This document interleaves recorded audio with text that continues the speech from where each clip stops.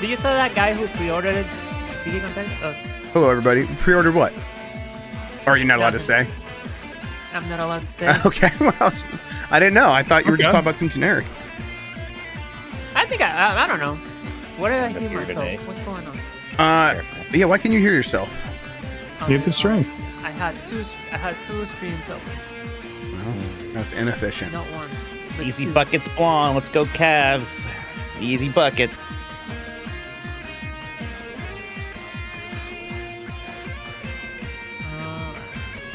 You know, the when I do my solo vids, like it's not like they get like a ton of views, but we do get quite a few more subscribers when I do that. You I do mean, that they do slow like feed 10,000 that I hate. They do really well. Yeah, they did. It's good. Like this last one did like 13,000. It did really. That's very well. It's like 65. That's good for us. Yeah, 65 subscribers just from that video. You should do it for the love of the game, goddammit. Who cares about the No, if I didn't get money, I wouldn't do any of this shit. Are you kidding me? Yeah. Mortgage. Yeah. Same. and honestly, just corrupt to the core by capitalism. Like, let's be real. Like, Yes. Oh, we know. yeah, exactly. Know what your old podcast was named. Yeah. Don't worry. We enter in our dark capitalist era. Let's go. All right. They can see us. They can hear us. I got the rundown here. Yeah, I do hate that slow fade in. Let's do Fucking this. Star Wars shit. It's Oh not god, even the Star first Wars, I don't know. the first Cavs playoffs games on Easter Sunday night, which is already WrestleMania night. Great. Boom, boom. Who are they playing in the first round? Are they playing first in the first round? Looks to be determined. I think we have to wait to see who plays in. Right. Let's see here. Make sure Goxler is good. Nope, it's not. You saw how we won last It's either night? That's pretty cool. It's either the Argentina? Heat or the Bulls. No, the Knicks. The Knicks, Shankies. Oh. The Knicks don't win shit. No, we're not. No, Fuck You guys hear that? Knicks. Yes. Yeah. All right. I think I'm ready. I'm ready. Actually, you know what? Let me get chat. I didn't do that. I meant to do that, but I didn't do it. Do you need chat? No, I didn't skeet. I should skeet. Yeah, I'll get that. Chat's gonna make me mad today, I'm sure. Yeah. I mean, you deserve it. I've been in a war just path talking about the lately. Yankees. I did just talk about the Yankees. It's the Okay. first- I'm ready. It's the first match we won. All right, let's go. I am missing the last period of the last Red Wings game of the season because they missed the playoffs. But that's fine. I don't need to watch them and get mad at them when nothing matters. All right, Mike, I'm going to count us in. You ready? There you go. You said you were ready. I'm going to do it. Yep. Do it. In 5, 4, 3.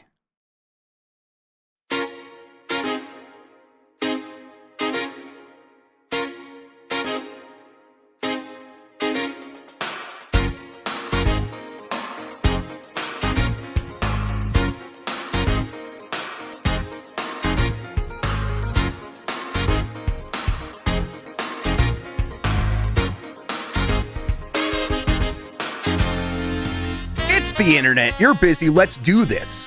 Welcome to the Game Decides podcast. This is the podcast where we decide everything about the world of video games so you never have to think for yourself. I'm your host, Jeff Grubb, and with me is Mike Minotti.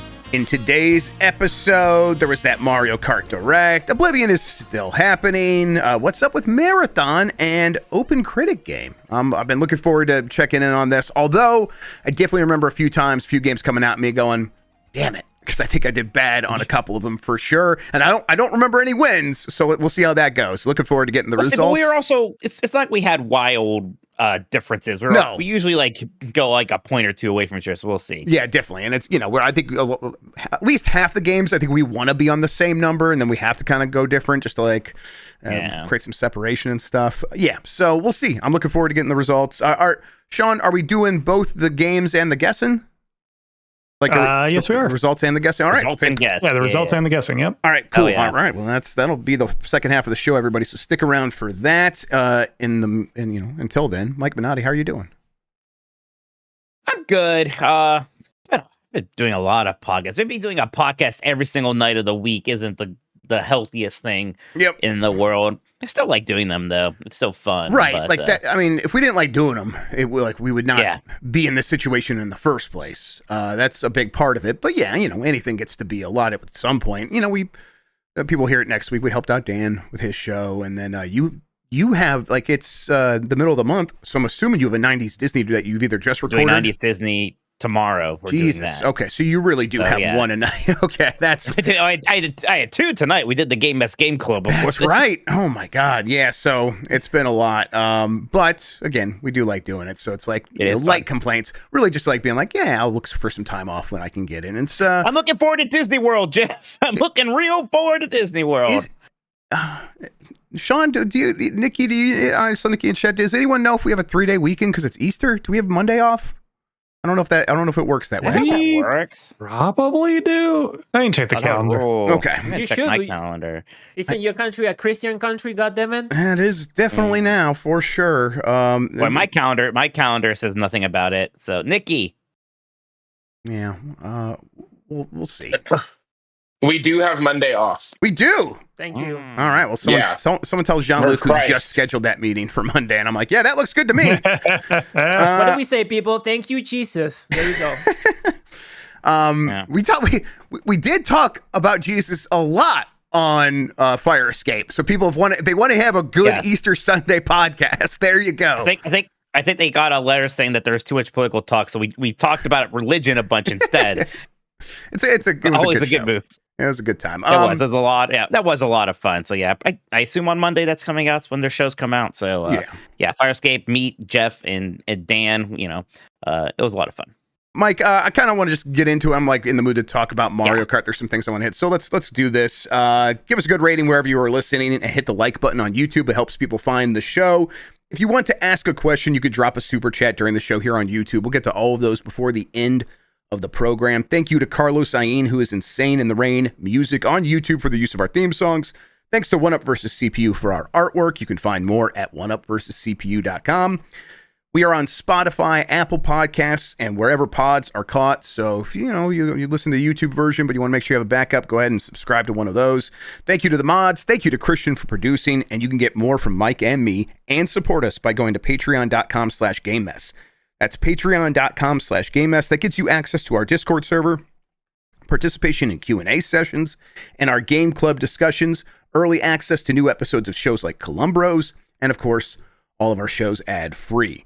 Friendly reminder, you can also become a supporter by becoming a YouTube member or a Twitch subscriber. Go to twitch.tv/Tolkoto, that's Mike, /Jeff Grubb, that's me, /Christian Arg, something like that. I can't remember. Christian, I'm sorry. _ ARG. There we go. _ ARG there at the before end. that. No H in the Christian. That's right. And if you subscribe to any of those, you're going to be able to get all the same benefits, at least in the Discord. All right. I think with that out of the way, let's talk about the big topics of the week, starting with Mario Kart World Direct. The details are out there. They're known. We knew most of this stuff. I think it looks really good. I do think that I'm not at a point where I'm thinking about, that game's $80, because I am going to try to get the bundle when this becomes. And so for me, this game is not going to be $80, or if it is, then that means the Switch 2 is $420, whatever. So when I went to that direct, it's like, I know I'm going to get this game. So I'm just looking for all the stuff that's going to make it fun. I think a lot of people were watching it trying to be like, why is this game $80? And I think from that point of view, a lot of people came away disappointed, and I kind of don't blame them, because there is no reason it's $80. It's we know the reason. We know the reason. Do with the game. It's not in the direct, exactly. And the reason is how much Mario Kart 8 Deluxe sold, and there's when there's that much demand, you feel comfortable raising the price of something, and that's it. That's the whole thing. That's the entirety of what happened there. And at a certain point, I also feel like, what can I do about that? I want this game. I'm going to get the game. I'm going to pay them the money that they want for it. But I don't know. Do you blame anyone for not being for watching that, trying to be like, tell me why it's $80? I mean, I don't blame them. I don't know if they're ever going to get an answer for that. It's maybe a fruitless endeavor. I just know how I feel, and I'm not the biggest Mario Kart fan in the world, but I'm really excited for this one. I like almost everything that they're doing. I like some of the new mechanics, like the super hop, and the kind of, instead of the gravity stuff, there's just wall running basically. And I love wall running. I guess wall driving, you would call it here. The grinding, the idea that these costumes are collectibles really, and you sort of earn them by doing the races, and then you unlock those forever. I like the open world stuff. The one weird thing I've seen this a couple places of people saying, "Oh, that open world looks so empty and you cannot boring." judge it based on that. And first of all, I don't think it looks empty. I don't know. I don't think it does. I hear that complaint about open world games when they're previewed all the time, and I'm always very confused, especially games where you're going fast. Yeah. That was a complaint with Sonic Frontiers, and some people like, "Oh, the world looks so empty." I'm like, well, he's got to run, he's got to have some space to move, and you're in the car. There's also, I don't know, a million things you're doing. I also like the ocean and Wind Waker, so I don't mind having some stretches there. I think it makes it fun, but I don't know what the issue here. I don't know what people want from open worlds. I think I legit just don't know what they want, because are you saying you want it to be completely littered with stuff every 3 feet? The whole idea I don't know what that means. Yeah, the whole idea is you drive through an open space so that when you discover something, it feels special. That's how it works for me. Now, I've definitely said stuff like that in the past about a game like Starfield, and then that missed the mark in some ways. I don't expect that to be a similar problem here. I think what's going to happen is it's going to be informed by the people who made friggin' Breath of the Wild, which is a great game. It's like you go over the hill because you saw like a glint or something. You go over the hill and you find something. Now, is it a Korok seed? Are you excited about Korok seeds? Maybe you're not. I am. And if I find a special little goodie around every little corner, or maybe not even every little corner, I'm going to be pretty excited. And then, we've already heard stories about Jesse Fatelli being the only one at this event who found the UFO and he was able to drive it around. To me, that tells the story there, that there is more going on in that open world. But I get people are always going to side with their skeptical side, especially when someone's asking them to pay $80. Sure. So I get how this happens. I just don't necessarily, the criticisms are always disconnected. Go ahead. Sorry, Mike. Yeah, I'm able to separate. Yeah, criticize that price, but what would the game be able to do to justify that? Nothing really. Yeah. They're kind of two separate things at some ultimate point here, right? What game gives you the greatest value? You could argue something like Fortnite, which is free to play. You get some content you can pay for, but yeah, it's a fruitless endeavor. Criticize the price. I don't know if you just have to tie the content of the game into it. Yeah. Now, to be fair, and I wasn't thinking this until just now, so I was not making this point either. But Nintendo takes some of the blame for that, right? Because it was it sure. Doug Bowser, or was it was one of the executives, maybe Nate Bildorf, or one of the other ones, that said, hey, the reason that the game is $80 is because there is so much in there. That's how we decided the price. It's about the content specifically. So Nintendo's fault. They shouldn't say that. That's a dumb thing to say. But right, and I get why they want to say that, because they don't want to say well, we can get away with that, we think. Yep. We think that, the sales we'll lose will be offset by the gains from the high price, and they don't want to talk about economics to people because they're Nintendo. And it's very much like Disney. Sorry that equated, but Disney, even when they have to talk corporate, and they do, they still want everything to be a magic, happy fairy tale world, which doesn't really work with the harsh realities of global economics, right? It's the same thing with Nintendo here. So it puts them in these awkward situations, and they put themselves into these awkward situations. But hey, look, the price is not coming down, right? We're still a little worried about going up. Probably not going to happen, at least not for this game. But it's not coming down. Yep. I think I said it at the end of our talk over, which is on Giant Bomb. People should go check that out. There might be there's a shorter version that will end up on on GameSpot. I think that might be happening soon. But I think I said at the end of that I right now, this is my most anticipated game. I know Metroid's coming, Grand Theft Auto 6, a whole bunch of other stuff. I just want to be playing this game. And honestly, the idea of driving around an open world, Mario Kart, finding costumes for some of my favorite characters, and hanging out with y'all and my family and stuff like that just sounds fantastic. So really, really looking forward to this one. And there's some really cool looking courses here. DK Spaceport, Boo Cinema, right? A drive-in theater thing. We seem like the Boo almost dressed like a kind of like a Dracula kind of thing almost. The costumes all go with the stuff. And there are returning tracks, which is happy. I did want to see that's happening. So we do have all of that, like Wario Stadium, Wario Shipyard. What's the beach level from N64? Isn't that in there? The Peach Beach from Double Dash is here in Koopa Beach. Koopa Beach from N64. Koopa Beach. Yeah, so I'm I think the game looks fantastic. Tons of characters. There honestly is a lot of content. Also, again, I don't think it means that it's worth $80 per se, or whatever that means for you. But it looks like there's a ton of content here. I am going to be pretty happy, and I can't wait for it. Yep, yeah.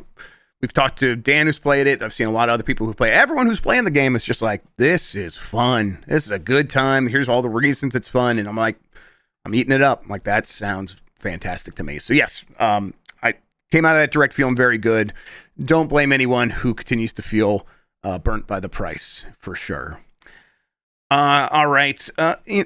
Oblivion stuff happened. More Oblivion stuff happened this week. A bunch of leaks. We talked a little bit about it. Mentioned it on Less Than 10 Dogs, I think. Maybe we mentioned it somewhere else. I can't keep track anymore. But either way, that is still going to shadow drop next week. Kind of got confirmation that, despite all of this stuff happening, like the leaks happening, didn't change anything. Plan is still to drop it next week. So, I'm really looking forward to it. We saw the screenshots. I think they look pretty good. People are now starting to talk about Fallout 3, something I've not asked about or heard about personally, but I think Nate the Hate said it's still a ways off, but it is in the works, essentially. Why wouldn't you? Exactly. Why wouldn't you? You're doing all this work for that engine. You probably would want to just pull the trigger on that as well. I'm excited. I think this is a good move to keep Elder Scrolls, feeling fresh, as, I'm sure Elder Scrolls 6 is still a few years away. It's almost a necessary move because Elder Scrolls 6 is still so far away, and they got a lot of juice out of Skyrim there, and that has finally dried up for real. Now I think you can't get people excited about another port. They even found a way to make it a meme that we all laughed along with them, right? You little rascal, trying to sell us Skyrim again. They released it on Alexa, right? And that was one of their jokes or whatever. Yeah. Yeah, it's like, you so silly, and now it's like, no one cares. And you don't want to go too long. Dragon Age, Veilguard had a lot of problems. I do think part of it is that it was so long since Inquisition.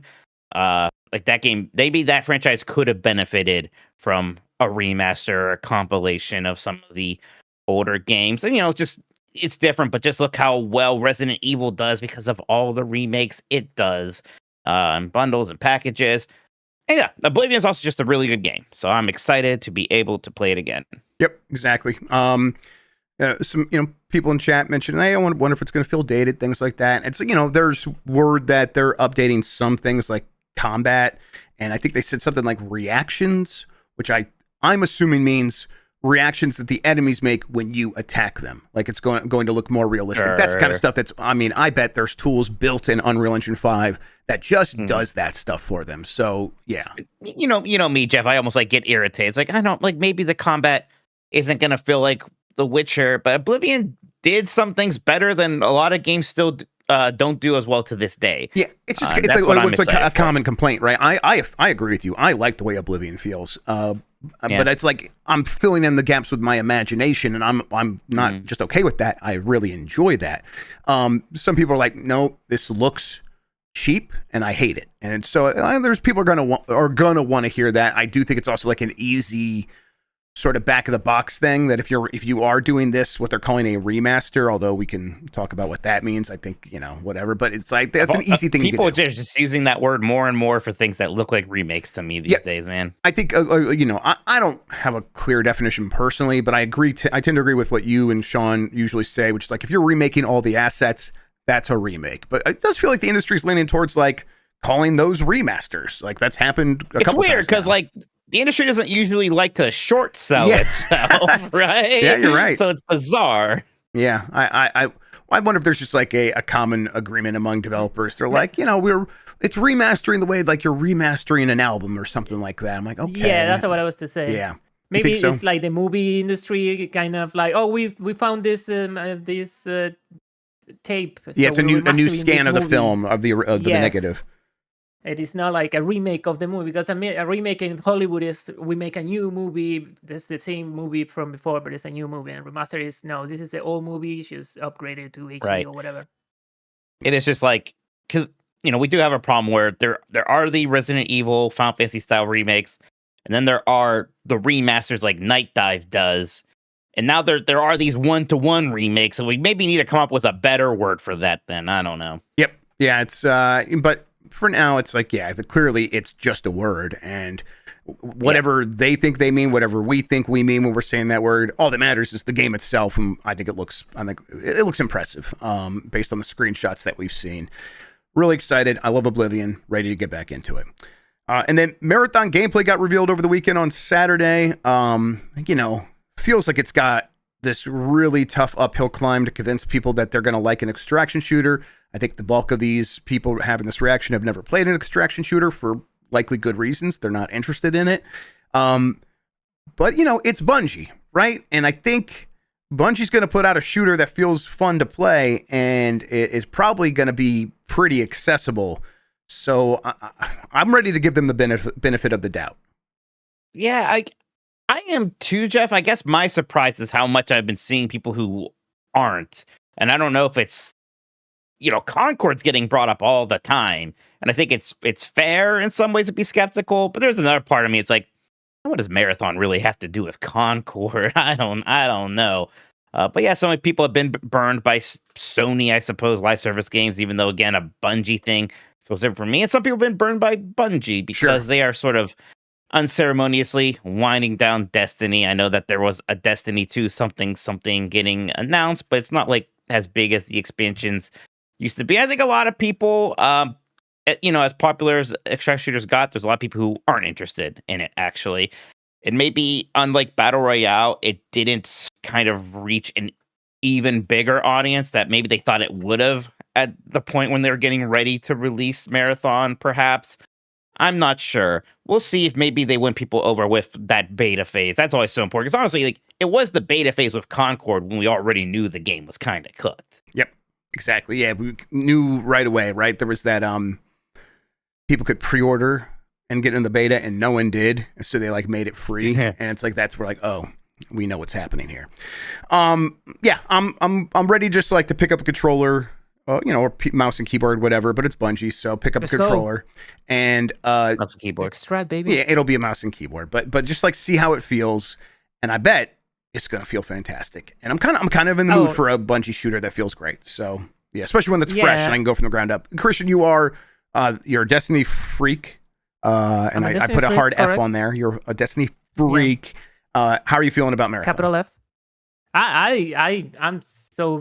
I'm sold. You're also into Tarkov and that stuff as well, right? You've played plenty of extraction shooters. I'm a Tarkov freak. I'm a Hunt Showdown freak. I mean, I was just playing Hunt Showdown, and I hope they're trying to capture new audiences. And when I was watching the stream, I didn't realize that pretty much everyone who they showed on the stream, every streamer, was a Tarkov streamer, and I don't think the regular people know who they are. I was really excited to see the Ratske and that guy that is really funny Tarkov play, but I don't think the regular person's gonna be like, oh, look at that guy from Tarkov. Nobody knows that. So the messaging is kind of weird, but I'm pretty excited. It looks cool. I love the art. I love the concepts they have for the maps. Apparently, there's a map in the Marathon itself that is more akin to a raid on Destiny, where you go through different rooms collecting keys, and at the end you fight a boss, a giant boss. So that sounds pretty cool to me. It's not done in extraction shooter. So yeah, and the reaction from the people, I don't know. Some people are such doomers all the time. Yeah. I said it as a doomer myself. I shit on Bungie. People know how much I hate Bungie doing shitty stuff, like firing people, like the microtransaction, all that kind of stuff. Bungie is bad at that, and I said it all the time. But come on, it's a new game. I have faith. I was pretty bummed out. Like the Destiny and Bungie buys were kind of off. But as soon as I saw the gameplay, I was like, okay, I'm back in. So yeah, I'm pretty excited. And there are a lot of people who do play Tarkov. That is a game that has a massive audience. I don't know how much you can trust it, but there's sites that track that stuff, and it has 90,000 concurrent players according to at least one platform right now and stuff like that. So there's a huge audience for this kind of game. But most important, people who play Tarkov invest a lot of money in Tarkov. I Right. paid over $150 in that video game, and there's people I see a lot of people. When you go into a raid in Tarkov, you can see everybody who's looking for a group, and like half of the players on that list have the most expensive $250 version of that game, which is crazy because that version people hated it. They were like, "No, we hate this. Fuck off, Battlestate Games. What are you doing?" And that's why they do bought it, right? anyways. Yeah, they Yes. that's why the developers do it, because, and that's why, you know, a Bungie would go after this space, because it's like, you know, we can get a healthy sized audience, but the audience we're going to get is going to be super engaged and spending a lot of money. That's why it's so appealing. So Yeah, we'll see. it is. This type of games is straight up crack cocaine for the people that wants to chase that that adrenaline feeling when you're playing a shooter that you don't get in any other type of shooter. That's the reality. You don't get it when you put your stuff in the line to do a quest or a task or whatever you want to call it in that game. Your heart is pumping. I felt that. Right. And there's no other game who can get you going like that. So yeah, they're definitely chasing that. And I don't know. Okay, this is the thing that annoys me the most. People is comparing it with Destiny 1 when they're like, they have no story, just like Destiny 1. And I'm like, that's not what happened with Destiny 1. They did have a story, and then someone made a decision where they had to get rid of the story and like come out with something Right. Yeah, it was in before those the digital launches. cards or whatever. Yeah.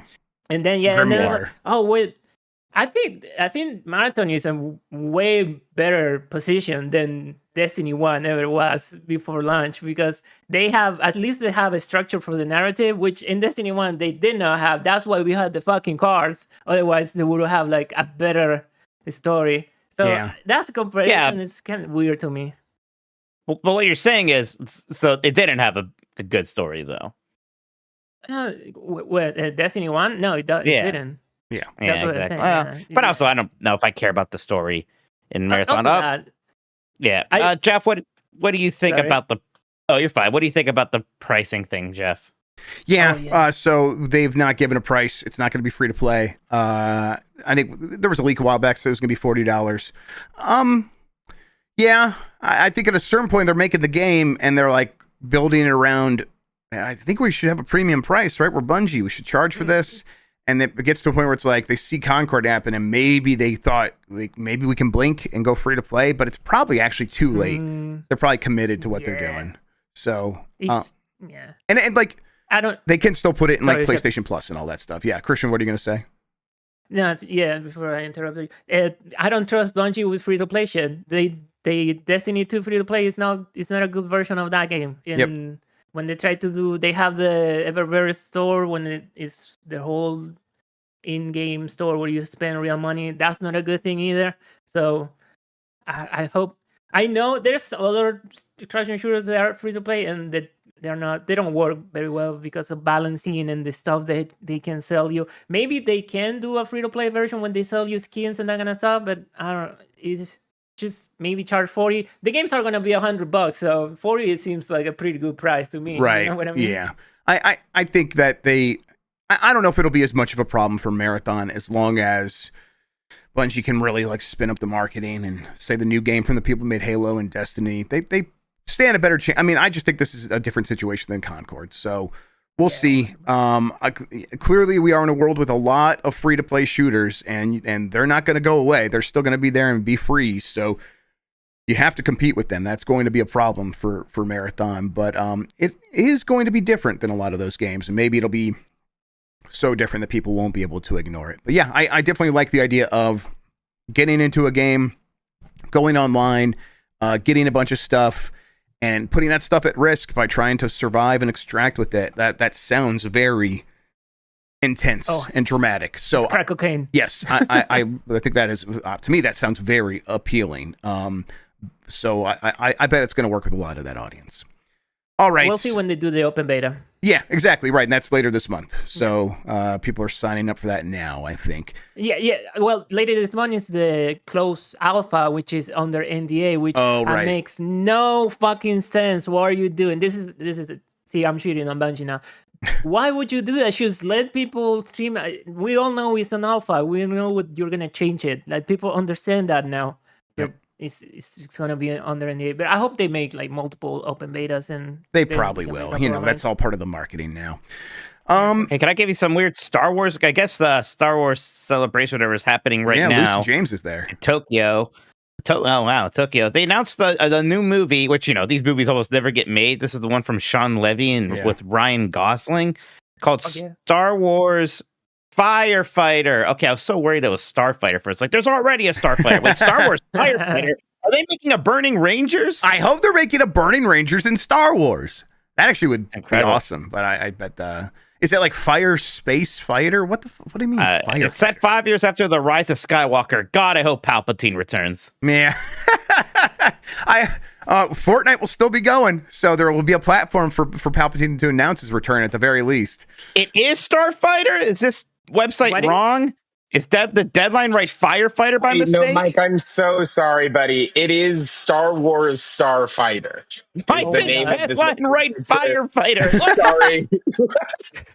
No, it's Star Wars Starfighter starring Ryan Gosling. Nikki, you don't have to apologize to him. Why are you so precious about Star Wars Starfighter?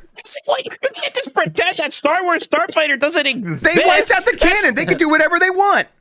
That's maybe this is. They didn't name a new movie, Shadows of the Empire. That's insane. I know, but they have definitely taken stuff from the old canon and re-canonized it. Maybe that's what they're doing here. I don't think it's what they're doing, because that was set during the prequel era. This is set 5 years after Rise of Skywalker with Ryan fucking Gosling in it. They're not going to have that Watto dude in this. You're just mad. They're going to definitely have Watto's desiccated corpse in this flick. Darth Vader went back and killed him.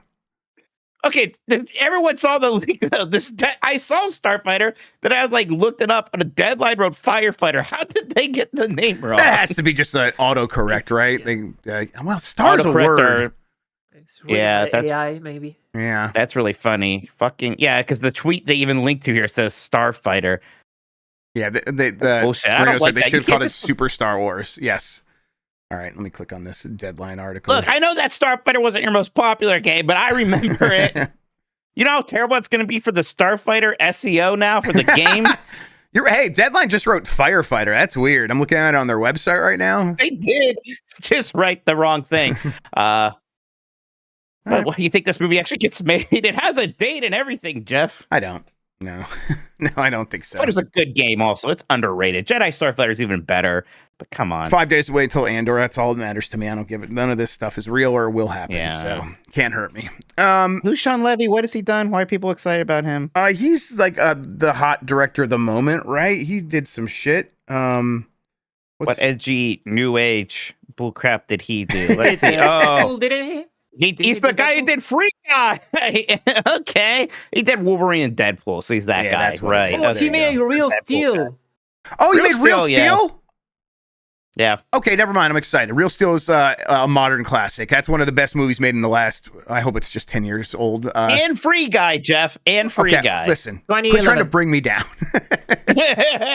And Free you know Guy. I'm the biggest Star Wars Starfighter, the movie fan that you know. So stand back. You specifically, I'm not going to be here. You are you are going to play. No, I'm going to be at Disney World. Okay. On May 4th. Which is his heaven. Whether you do it on giantbomb.com or you do it on your stream, I better see you playing Star Wars Starfighter on that day. All right, deal. I will make this happen. All right. No problem. All right, good. You know what? Look, I'm not saying you have to grieve them as your own grievances or air them as your own grievances, but you have to make sure that people know. I will make it known. I will give your voice a platform, even though your voice will be busy being afraid of a roller coaster at Disney.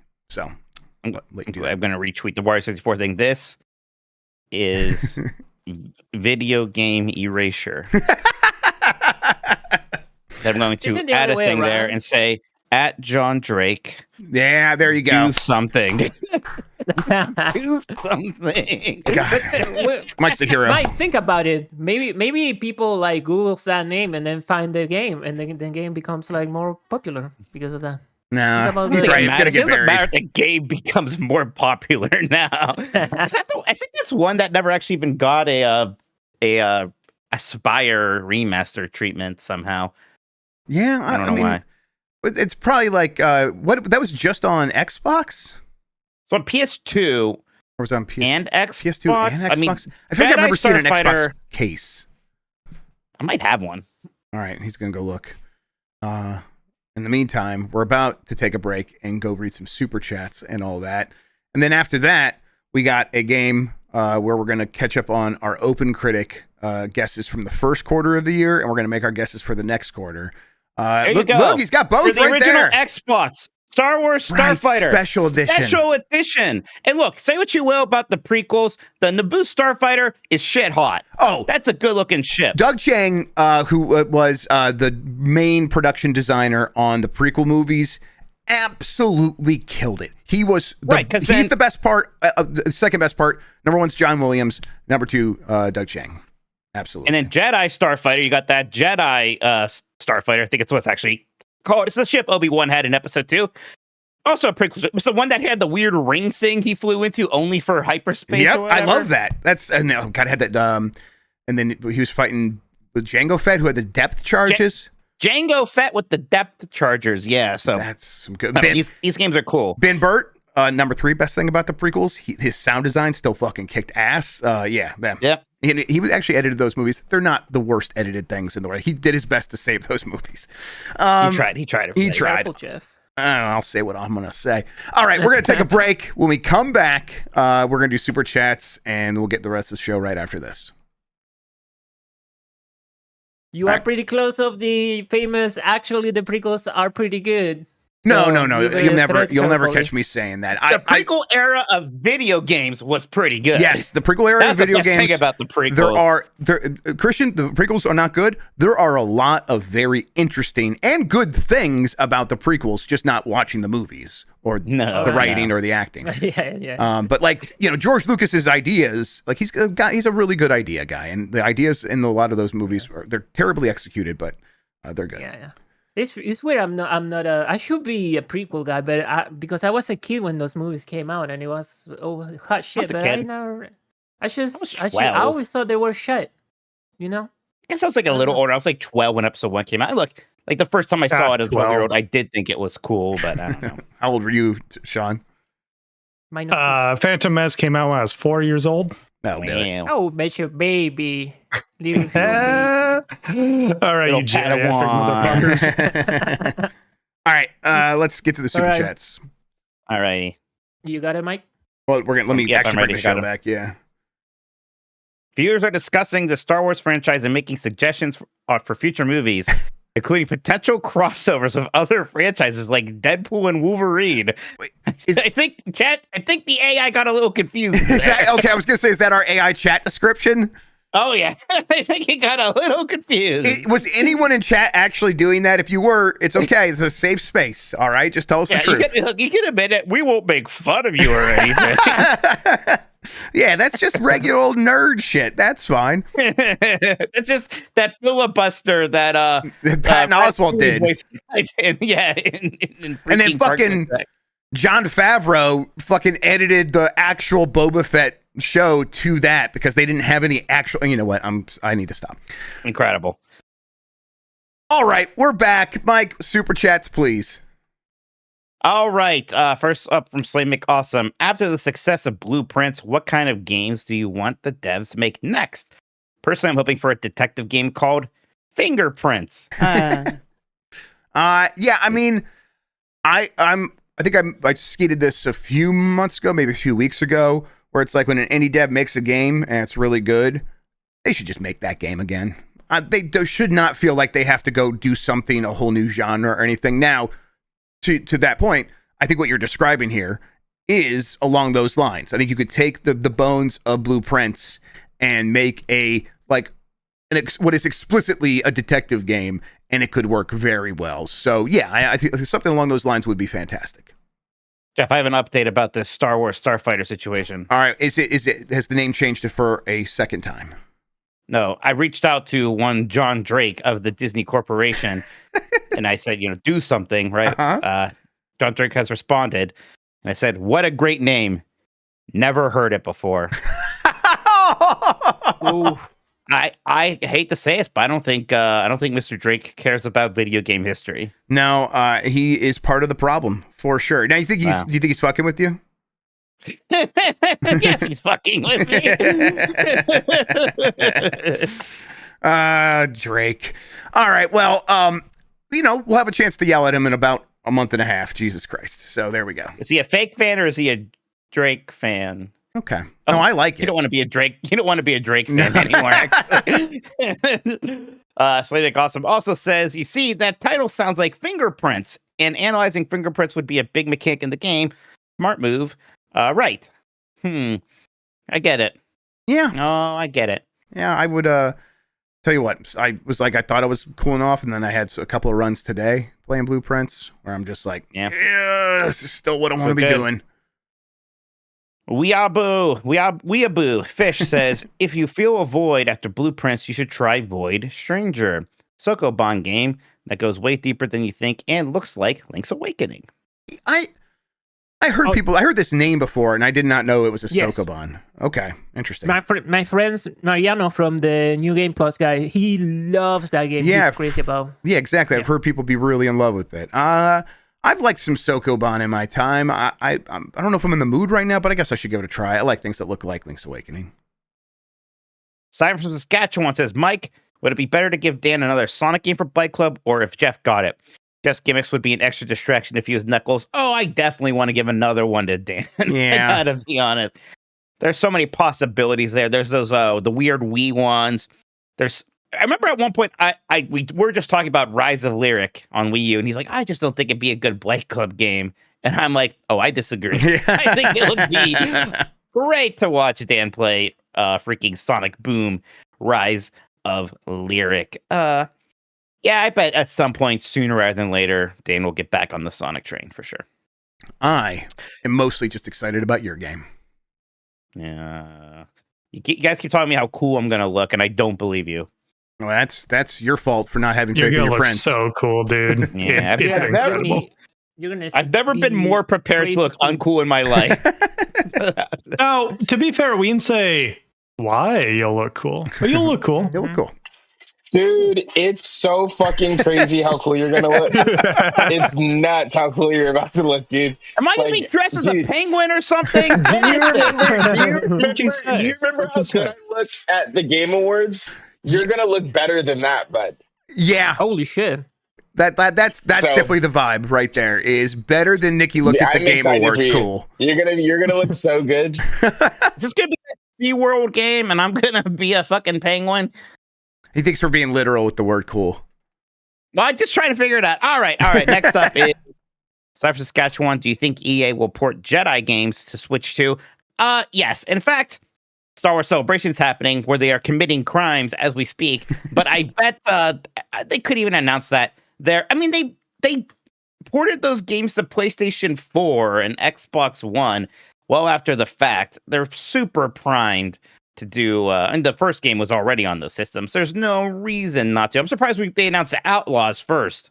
Wait, did you not have the same energy when they announced the Star Wars Rogue Squadron movie?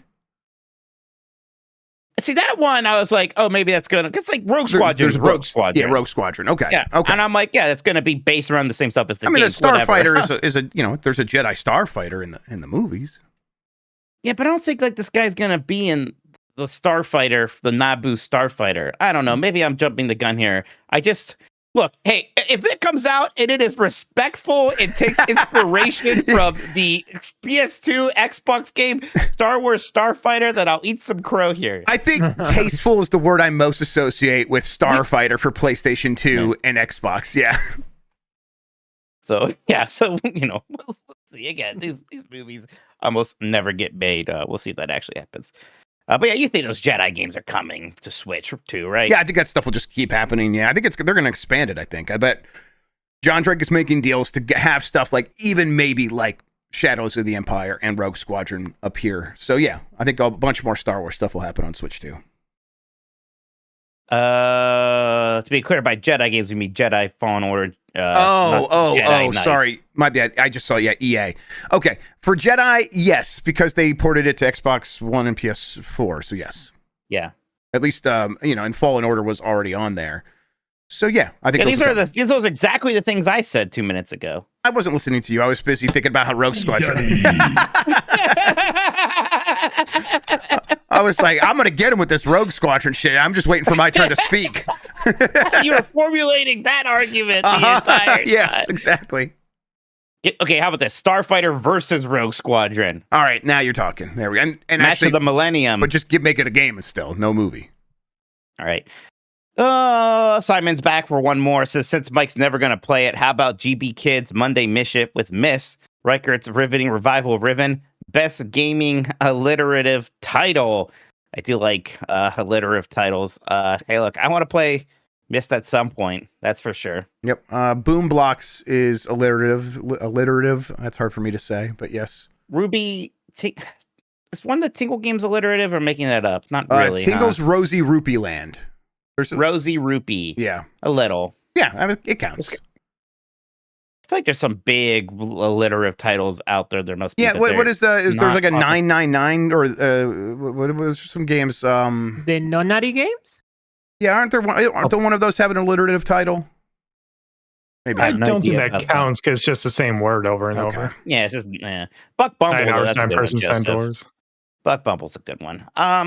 Yeah, there's got to be a 3-word alliterative title, I know. though. But Remind me, what qualifies as alliteration? Same letter sound. Oh, the front. Zenless Zone Zero? Yeah, you know what? Zenless Zone Zero. I bet that's what I was thinking Zenless Zone of. Zero counts. Yes, because I'm like, there's a 3-1. It's a Japanese game. That's a good one. Close enough, at least. Oh, Dream Drop Distance? Dream Drop Distance. There you go. Thank you, Kingdom Hearts. Again. Big Fresh 37 says, why do they keep putting the baby characters on Mario Kart? Who is using the little bastards? They got so many more better options. It's not something that upsets me, Jeff, but I get it. I kind of agree. Like, yeah, who cares about these baby versions of the characters? But they got Baby Park out of it, so that was worth it. Yeah, at this point, it does not feel like we're getting them instead of someone else. It feels like we're getting just all kinds of crazy stuff. But sure. I'm never like, oh, I'm so glad Baby Mario's here. El Grug says 3 weeks ago, Samoa Joe was on the voicemail dump truck, and now he's AEW Trios champ. Is Mike also a Trios champ via the Freebird rule? Penne. Yes. It's a good question. We might have to get Joe back in here so we can answer that one. Mike has been a Trios champ for a long time, though. Well, because I've been in Death Triangle. Because you've been in Death Triangle, exactly. Right. Death Triangle. Wait, I got a message, Dan. The next one here is from That Boy Jerry. I have cried twice in my life. Once when I was 7 and was hit by a bus, and again when I heard that Peepo had passed. His memory will live on forever. Yeah, but I popped pretty freaking hard, Jeff, at the end when Peepo saved us. Yep, Peepo returned. I have great news for you. Peepo's back. He lives in a computer that exploded, so actually he's dead again. But he's in the mainframe. It's fine. That's right. Right. Yeah, the hard drive in there is going to be just fine. Yeah, when Peepo died, it was like getting hit by a bus. As a 7-year-old, for sure. Chuck Towski says, I'm a recovered Destiny player, loved PvE, and thought that PvP was always slog. Baffled that they want to do it exclusively in this title. It is weird how, when they were making Destiny, I think a lot of us assumed that the PvP would be the biggest slam dunk from the Halo people. And it was always kind of controversial, and it never seemed to really catch on. There are some people who liked it, and I thought it was fun sometimes, but I didn't spend a ton of time with it. It's almost impossible to balance that shit with a PvE where you get the strongest weapons in the universe all the time. Right. Christian, is like PvP, is that still a fair way to describe an extraction shooter? I mean, I know there's a lot of PvP in there. So yeah, that is okay. PvP, yeah. Tarkov has a only PvE version, but it's not representative of the genre. You need that PvP spice on it. All right. What's up next, Mike? Next up is from Ricky B. I watched the extended Giant Bomb Switch 2 hands-on the other day. Is Daisy a thought? Whoa. Pen is. How dare you? How dare you? Stands for that hoe over there. Did you see the key art for Peach?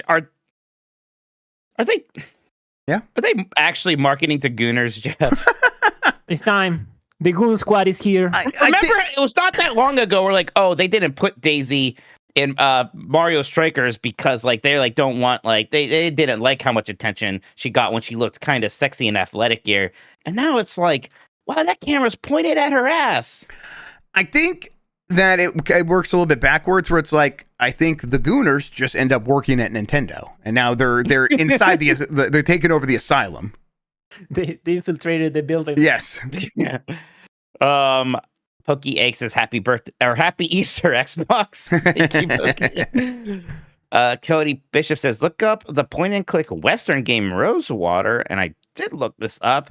Looks like we have a very new point and click adventure game with a Wild West setting. It came out on March 27th. Very positive reviews on Steam. Is it like a Rosewater modern take, or are they trying to be like a Scum VM game? It definitely looks kind of like a Scum thing. I will say, like, it's not. It looks like when you take a pixel game and smooth it out. Sure. Like, so I don't. It looks okay. But I like the idea of a Wild West point and click adventure game in that style. I might have to check this out for sure. Neat. Next up is from Matt Souza, says, got 6 stitches in my finger today after the handle of my garage door broke. Appreciate you guys for providing an escape from the owie I suffered. Penne. Sorry about your You're owie, welcome, Matt. I hope you feel better. Yep, that's a bummer. One of them, I almost saw a dog get hung to death on one of those garage door handles. My grandmother had a little Yorkie guy, right? And she tied her up to the handle on the garage door, right, just to make sure she wouldn't run away. And I was like on the other side of like the property. It was a pretty big property. But my grandma went inside at one point. I think forgot about that dog, so she's just like, "Oh, I gotta get something in the garage." So she pressed the button to open the garage door. So the garage door starts going up, right? And I kind of see what's happening as the garage door goes up, and there's like less and less slack on the leash. And this dog looks at me, and I don't really think that dogs can communicate or have souls or things like that necessarily. But at that moment, that dog looked at me, and I could just see and feel it. Oh, so I had to go running. The dog got about 2 feet off the ground, but I got there and grabbed it and like lifted it up so the strain just wasn't on this poor dog's neck. It's a good thing the dog weighed nothing. It was probably mostly fine, but yeah, I very quickly was like had to undo the leash on the handle there and be like, "Grandma, you almost hung your dog to death." And she was like, "Oh," and then like went back to getting ice cream or whatever it was she was doing in there. I think he killed that dog, and he's That dog's fine. That dog looked to be very old. Mike, what is with your grandparents' track record with dogs? Oh God, you're right. Yeah, this was the grandpa's wife. It was that same branch. The grandparents. Yeah. Grandpa wear a black shirt. Sir, this is a Wendy's, says Chris Pratt. Yeah. Okay, pickle draft. Like, yeah, it's all laid out for you. He's driving through a Wendy's drive-through, and it just the crickets. You got it. That dog's name was Jasmine because of Yep, emphasis on was. Next up here is from Oyasumi Mex. I want to give a shout out to this year's Lonely Mountain Snow Riders for getting me into an amazing flow state riding along beautiful snow mountains. Yeah, it's a pretty good game. I wished I would have spent more time with it, and I say that I'm like, I could just do that. So maybe I'll pop that back out and play some more. Couple here from Karma about Judas. First says, Jeff, any word on Judas? Then says, I love BioShock. When I heard about Judas, I became vexed about the game. It was supposed to release in March, but never did. Yeah, I haven't heard anything about it. It's not something I'm like necessarily tracking either, so I don't know. Judas is the BioShockman's game, right? That's Ken Levine's game, right? BioShock, like with the Lego narrative puzzle pieces, right? Right. Yeah. Is that stuff actually still in the game? I don't. Yeah. I mean, last time we talked about it, I think he was talking about it. I don't know. Okay. Cool. Yeah. I don't know. I people always talk about like, hey, that could show up at this next event, and then it never does, except for that one time it did. We'll see. Feels like the kind of game that needed some more time, and now maybe it's afraid of Grand Theft Auto 6 like everything else. Well, I mean, there were stories how like Ken Levine basically had to get pushed to finally finish BioShock Infinite, right? Yeah. And this time he doesn't have that oversight.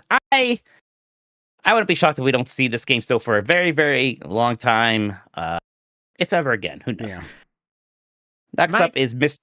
Well, what's up? Sorry, Sorry. before you continue, can you check the message I posted in podcast stuff? That's the AI thing says on the chat. Can you read It it said aloud? viewers are reacting to the streamer's story about his grandfather and his dog, with some finding it funny and others finding it disturbing. And that's for the clip. That's like the preview thing that you put at the beginning. That's actually at the end. Yeah. Okay, I got it. Thanks. Yeah. People are split. People have split opinions about whether it was funny People or are not. saying. Oh wait, shit! I lost track of the super chats. You did, YouTube crash. You won't be shocked. Yeah, you finished Karma God 91, so you're on Mr. Miracle. Mr. Miracle says PlayStation Showcase in May, June. Surely stuff to show. Yeah, I've not been updated on this since the last time I talked about it. Last time I talked about it, I said that I was told they'll have something for this summer, but whether that's a state of play or a showcase, it was still being decided at that time. This was weeks ago now. I'm betting they've decided by now. But I've not heard anything new. But yeah, that does mean that they have stuff to show. I think probably deciding between a showcase or a state of play comes down to whether or not they can get those assets ready in time from those games that are ready to show. Garwalk says, how different would the Oblivion remake hit if it were to land in a world where Avowed didn't exist and was still so fresh? You know, I don't know if it would. I don't think it hurts it that Avowed was out fresh and is very good. They are very different games still. Like, obviously they're the same genre, but the way that they express that genre is very different, where it's like Oblivion does focus on letting you poke at the world and get reactions from the world, and there's a crime, and punishment system and things like that. And Avowed is like, I don't know, go find the gear, go level up, go do the quests, go do some combat. It all feels really good. And so there's clearly room for both. And I think Oblivion will be will feel very different to even people just coming off of Avowed. Oblivion's much more of an RPG. Avowed's much more of an action RPG, really. Yeah. Pretty Dude says, guys, Midathon was right there for the title, shaking my head. Oh, said Marathon Mid, question mark. Yep. Apologies. You're right. We need a SEO though. We can choose. Yeah, but you can put Midathon in the thumbnail, right? Oh, you're right. Well, that's Mike's fault then. Oh, there you go. I don't know. More think about it, especially just reading it. I don't know if that pun would play. Oh, yeah. Okay. Midathon? Yeah, I think I did the right thing. All right. Yeah. You know what? We never should have questioned you. He always reaches that conclusion. It's kind of weird. Yeah, it's weird. But we all like to throw around the word hero, but exactly. Yeah.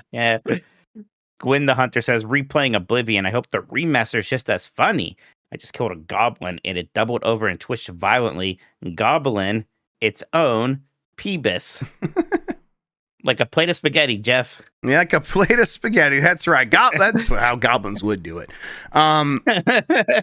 Yeah, Oblivion is a good emergent game where things can just happen. So yeah, I hope it maintains that for sure. That's part of the magic. Chris Pratt says, Miyamoto-san showed me that picture of Latex Pauline, and all I have to say is, Mushroom Kingdom, here we come. Thank you, Chris-san. Jesus. Like a plate of spaghetti or something.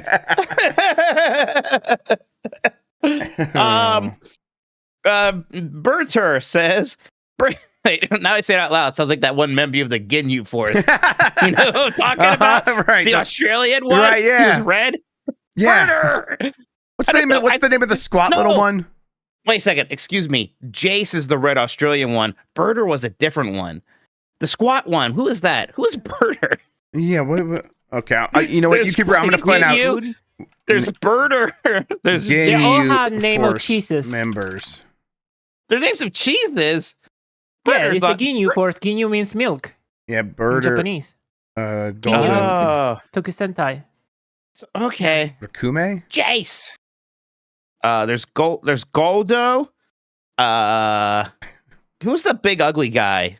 The big stupid looking one. There's always one of those, right? Yeah. Goldo is the fat short one. Okay. So Birder is the blue one. Ricoom. That's it. Ricoom. Okay. Ricoom.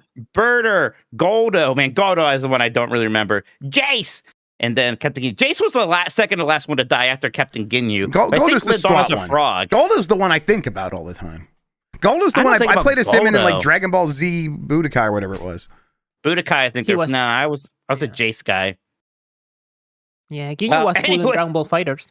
He was pretty cool. He called the entire team. Anyways, Birder says, can't unhear tooting bass clarinet playing Silent Night. Excuse me. And Blueprints, part of one of the common ambient songs, Blue Penne. Yeah, I do love when the music like does kick in a little bit. It's very moody. It's very kind of eerie, but beautiful. Such good stuff. Like certain things set it off. Like if you get the music room, that plays a certain tune. If you go down, you get different music. If you get to like later in the world or the higher ranks, eventually it plays a song and it's all different and eerie. And then, if you do something that is culminating, it really plays music. It's like, oh my God, they're like, I'm hearing different horns I haven't heard before. It's really well done. You say eerie. I seen people in Blue Sky saying that they got a jump scare in that game. Did they have that kind of stuff? No, they're scary? Like it's just very moody, and some people are like, "Oh, the lights turned off," and that's getting them, that sort of thing.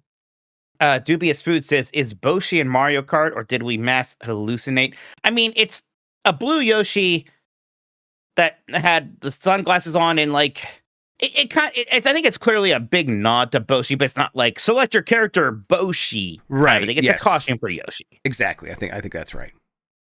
Which is neat, and I applaud that. Yeah. I think it'd be even cooler if it was like, hey, Boshi's here, and like maybe that's part of my thing, Jeff, where it's like, oh, play as a Goomba or play as a dolphin. It's like, yeah, give me Gino and Mallow, right? Like, I agree. That would give me Vivian, stuff really like that. Cool. But I posted the picture of Boshi. I mean, he's wearing sunglasses and everything. Looks like he might even have the spiked collar. So it's very Boshi. It's very Boshi. I think Boshi had like a bit more of a distinctive, like spiky thing on his back head, but it's the same color. So I think it's a very deliberate they know Boshi what they're doing. Costume. Right. They had the thing like Jason Finelli wrote on GameSpot about like they drove the penguin off of a cliff. Right. Like they're making a lot of references in this direct today. Good. I'm super excited. Achara Wolf says, guys, please tell me there's a chance my beloved Toys for Bob show up at the Xbox show. Please, guys, I need my Spyro or Crash or Banjo. Gosh, I think there's a chance, and I think Spyro is the most likely of those right now, honestly. What are you thinking, Jeff? Yeah, Spyro is kind of where I lean as well. And I think that's based on the rumors, but even beyond that, it's like that feels right. Willow Davis says, I bought 13 different apples and ranked them all in a tier list. Guess which apple won first place? Hint, one of the winner's parents is Honeycrisp. This is the worst super chat we've ever gotten. I agree, because Honeycrisp actually is the best apple, even all the ones that like have been hybridized from Honeycrisp, pale in comparison to the original. Are you talking about Cosmic Crisp? Is that what you're going for, Willow Davis? Cosmic Crisp is very good, but it's not as good as Honeycrisp. I think that you need to recognize that and come back and apologize to me. You have brands for apples. And we have brands for apples because the patent system in America is broken for corporations to create new life. It only lasts for 20 years, and by the time you get done growing an apple tree, well, you can't reap the rewards of all the hard work you did to patent a thing that is alive. This man loves Mike's apple phobia just because he gets to tell that story every single time. I'd love it so much. It's one of my favorite facts. Edgar Marino says, I want someone to play The Grudge on Wii on Giant Bomb, dressed up and all. The Grudge on Wii. I don't know too much about that one, Jeff. Is that about the? Is that related to the movie The Grudge? Because that's I think so. The Ring and that kind of stuff. I think so. It's called Ju-on The Grudge. Is the full name of this game. It's a horror game. Looks very spooky. It got it has a Metacritic about 39, so definitely bad enough. It looks very dark. Oh god, it's just another flashlight game. You can't give me another flashlight game for the Wii, damn it. Says who? We gotta be dressed up as the Ring girl. Yeah. Connor Wood says the gooning is coming from inside the building. And then okay, Finn says, Mike, are you A, digging through the ditches, B, burning through the witches? Jeff, I already know you are the third option. Slam in the back of my Dragula! And that's it for the super chats for now. Everybody, if you still want to send in a super chat, we will read it before the end of the show. We appreciate all of that support so much, except for that horrible one about the apples. Don't you ever do that again. Thank you, Willow. Jeff, back to you. Yep. All right. Cool. Let's take another break, and we'll come right back very quickly with our Open Critic results and our Open Critic guessing game for the second quarter, which is already well under its way. Right back after this. All right. I'll get set up. On a break. Set up. That takes me back. That's the first thing I ever wrote into Game Mess about was Dragula. Really? Oh. Yeah, back when you were talking about it all the time. Yeah, I mean, I still think about it all the time. It's his Roman Empire. Yeah, that and fair. Apple patents. Yeah. Let's see here.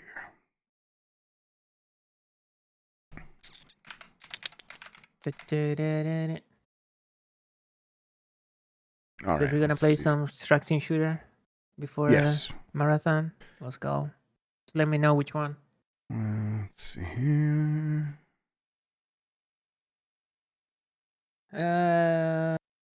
Dragula was in 73% of all video games in 1999. You know what? I think you're making that up, but I believe you. I think he's making it up too, but I believe it. Oh, my friend Ryan is in chat. He says he wants you to play Tarkov. Okay. We can get my friend Ryan. He's even more. I put him into the Tarkov sickness, and he put up like 4,000 hours or some shit like that. Oh, dang. Yeah, yeah. That sounds scary. I was the provider. I facilitated the Tarkov. You were an enabler. And I ruined his life. Yeah, Nation Zero. Sorry, I'm in the back of my Dragula. Dragula is in Fortnite now. I assume that means festival. Do I have? Why is? Oh, I didn't. The window's too big. All right, hang on. What the fuck is? Oh my god, that GIF is so fucking cursed. Oh, I should use that anytime you say anything that bothers me. You gotta put it like 100% of the time in the show. I don't think that's I respond to everybody in Giant Bomb chat with Dan doing the little head bob thing, the side to side. Pretty good. And something that really upset me was Jesse Norris responding to my skit, being like, "I was who are these marathon fans? They came out of nowhere," and he's like, "Oh, we're playing Destiny, Halo, and some shit like." Dan says he's doing that right now, Sean. Perfect. Yeah, Danny, as Marino writes, Dragula was in so many games. Like that's like I'm sure that must have been why I was talking about it, Sean, because it was like just in everything back then. Marino says Twisted Metal, Sledstorm, Gran Turismo, Jet Set Radio. It was just you kind of couldn't go 5 games without encountering it again. I'm back. Good song. Hey. All right. Well, we're set up. I think we can bring it back in, and then I'll hand it off to you, Sean. Sounds good. All right. Bring it back. All right. We're back. We did the super chat, so that means we're getting on with our game for this week, which is our game for the quarter. It is the a mess of a guess Q1 results / Q2 predictions. That's where I stopped talking about it because I handed it off to Sean. Sean, what's happening here?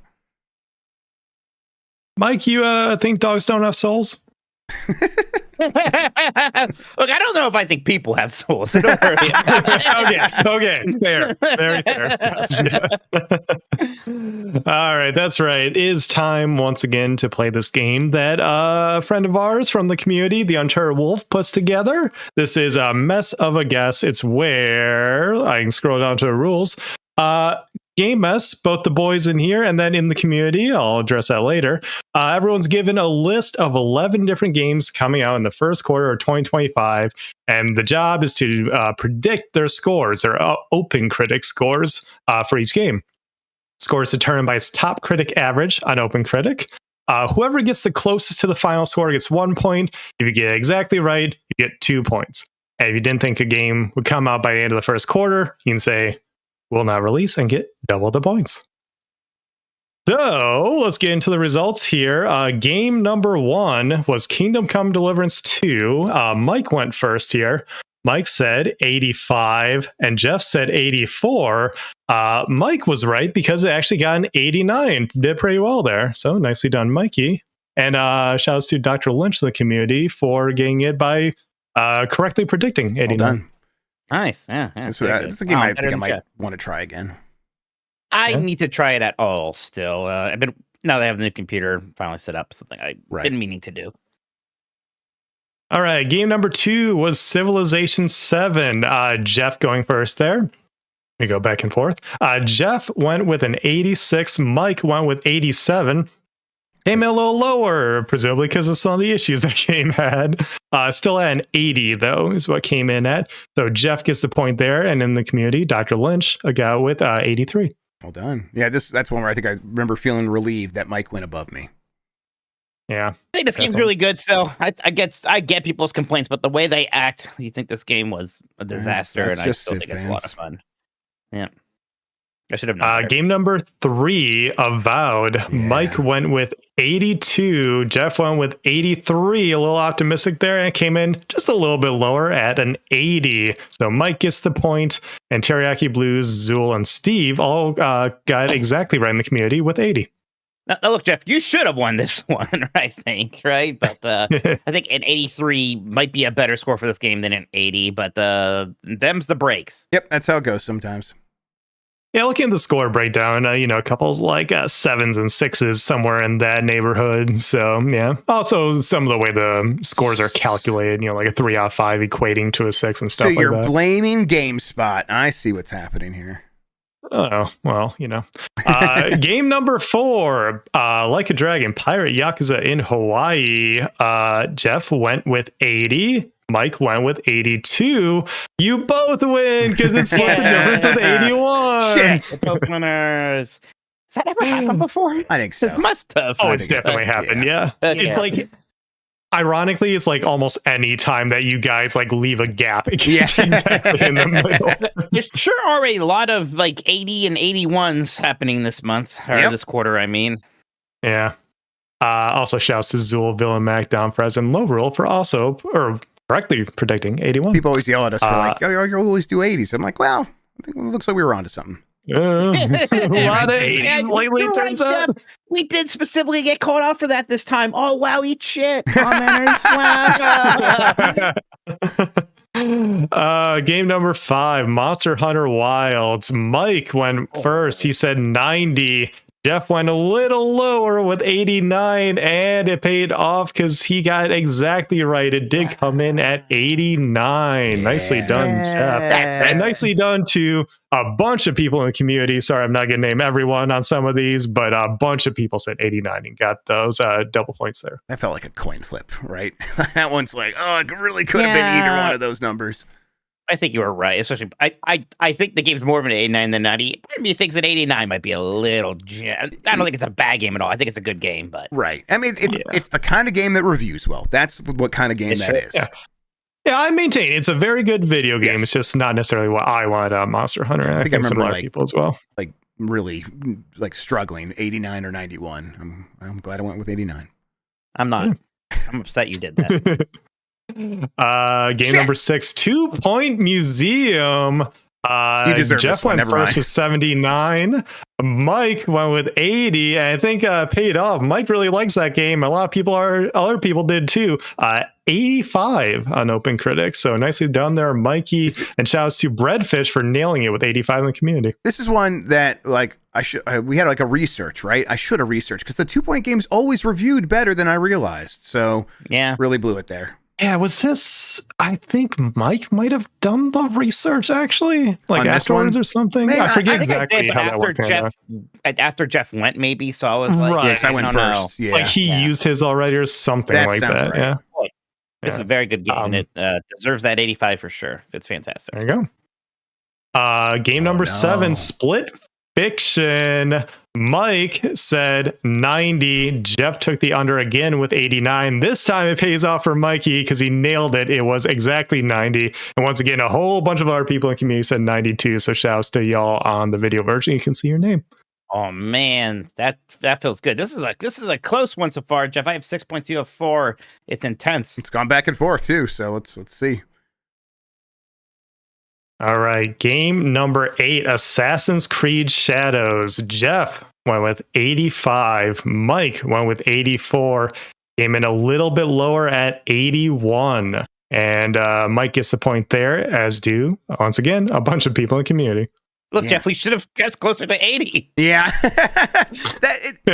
And that's one where it's like, man, had I picked for second, I'm like, I definitely would have just picked lower than whatever you did. So it's like, God, that's frustrating. Yeah, I think this one feels right because that is such like an 8 out of 10 game where it's not doing anything like super special, but it's a really solidly put together game. Solid 8 out of 10, yeah. Yeah, I liked it. It's a 2-point museum, but yeah. Very good. Of course, what is, you know? Xenoblade Chronicles X. Mike said 84. Jeff said 83. It was even higher than that, probably because a little bit of selection bias. 87.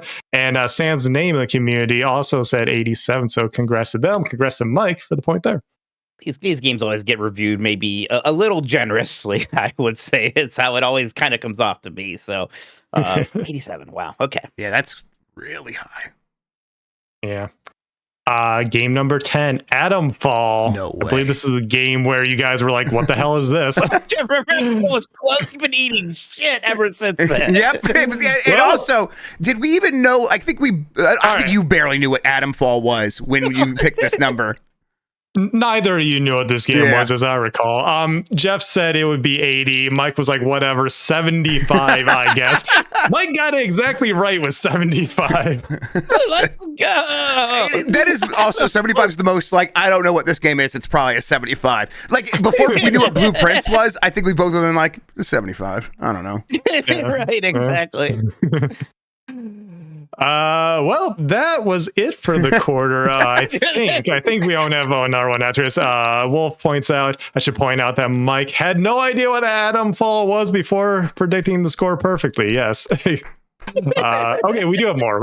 Okay. Game number 11. I wish we didn't have more. Kazan, Ben Star's own. Jeff went with 76. Not very optimistic. Neither was Mike at 77.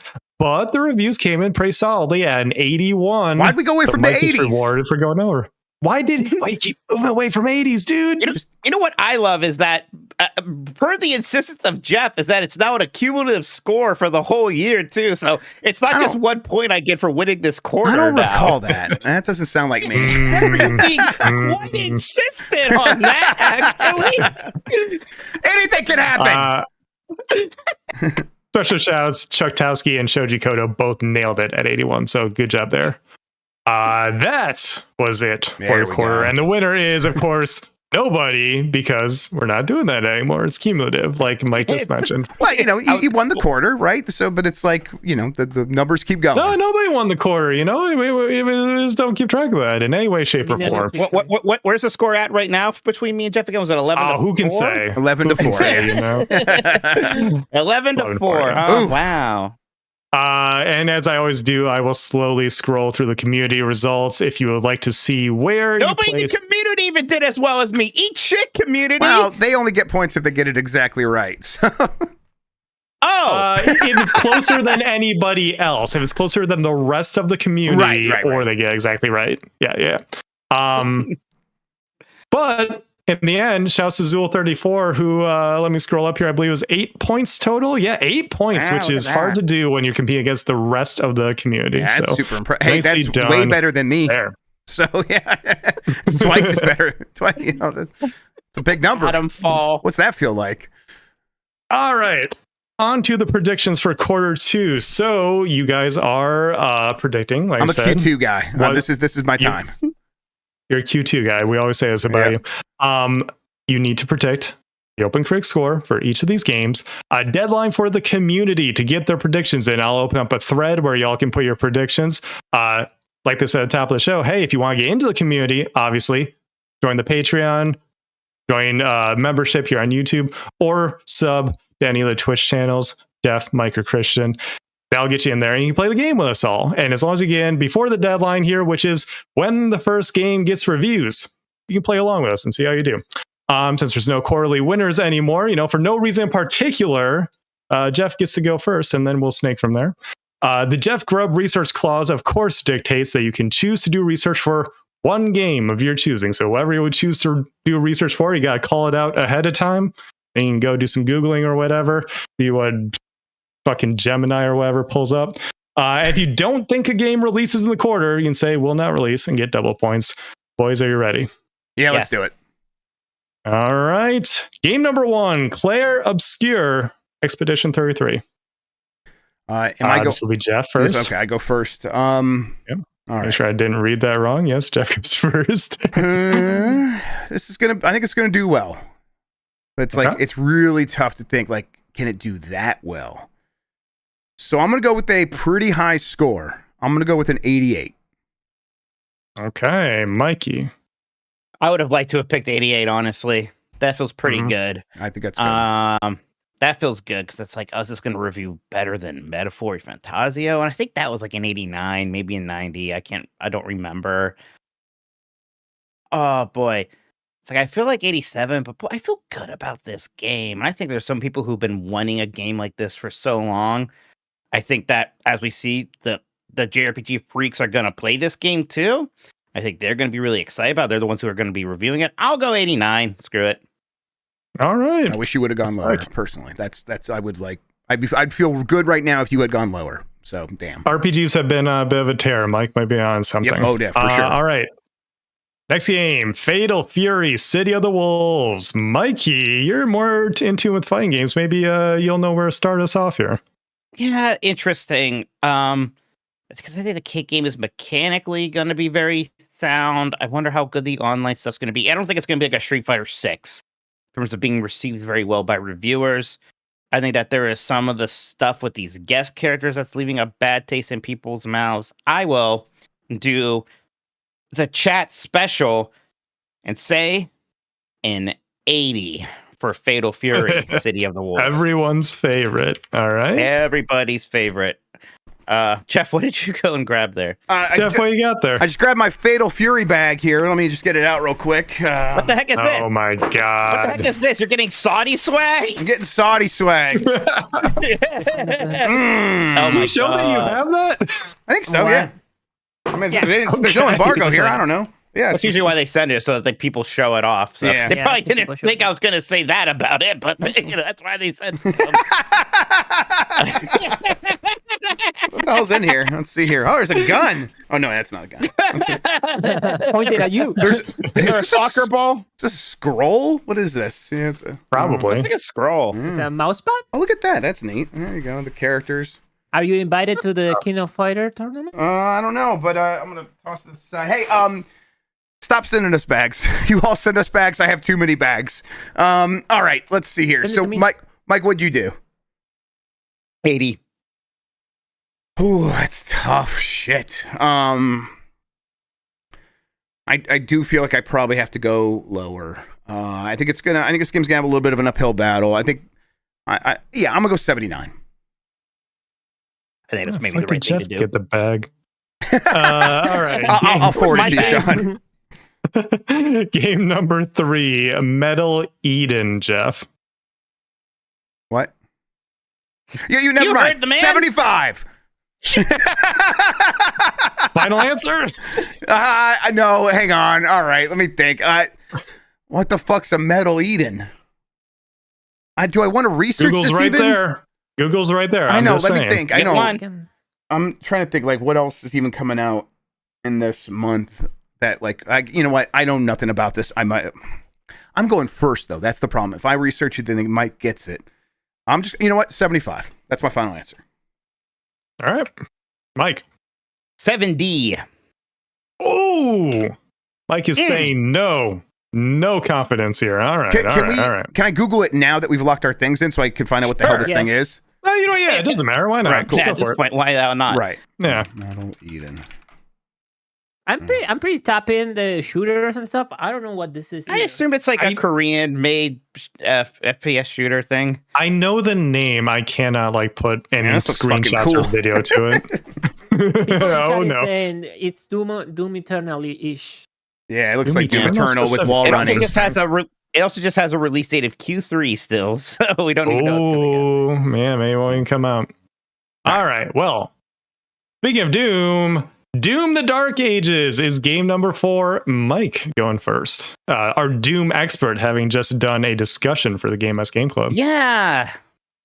Boy, part of me would like to know what score Doom Eternal got. I know it's probably in the high 80s, though, so I don't really know if I need to look it up. Jeff, chat's saying that Metal Eating game got delayed this morning. Basically, both gave it stuff. If we had paid attention. I think that Doom the Dark Ages will do very well. Gosh, how it could do very well is the thing. I just don't know. I think it's going to be at least mildly divisive because I think some people are going to maybe resent it not being as much like Doom Eternal, and other people are going to be really happy it's not as much like Doom Eternal. So I'm going to say an 88. Okay. That's good. That definitely is like where you would put the over-under, right? So what do I want to do? Do I want to go over or under? It's very hard to get those... Doom Eternals or was now because I'm curious. It's very hard to go over, like every point over 88 is so much harder than the last. But I think this one's going to hit. I think that, Doom 2016 was so good, and then Eternal had the small backlash, and I think they're going to like learn from that and come back with something even better. I'm going to go with an 89. Yes, Jeff, guess what Doom Eternal's open critic was? Huh? 89. So, oh, shit. Okay. Man, that's crazy. I would not have guessed that. Look, y'all, right? I hope he does even better than that because I have that in Fantasy Critic. So. Sure. It could. It really... 95. Let's go. Well, I mean, again, if Doom Eternal... And when you hear people talk about Doom Eternal today, you do hear a backlash. And that game got an 89. So I almost don't feel good about 88 anymore, honestly. All right, game number 5. Jeff is going first on Roadcraft, which just sounds like a Jeff Grubb game. It's tough. I honestly don't care how these games review, so I don't even know how they've reviewed in the past. I'm gonna say the big problem is that these games get a lot of support long term, and so the game that they become that people remember it as is not always the game that is the one that has been reviewed. So I'm going to go with an 82. Okay.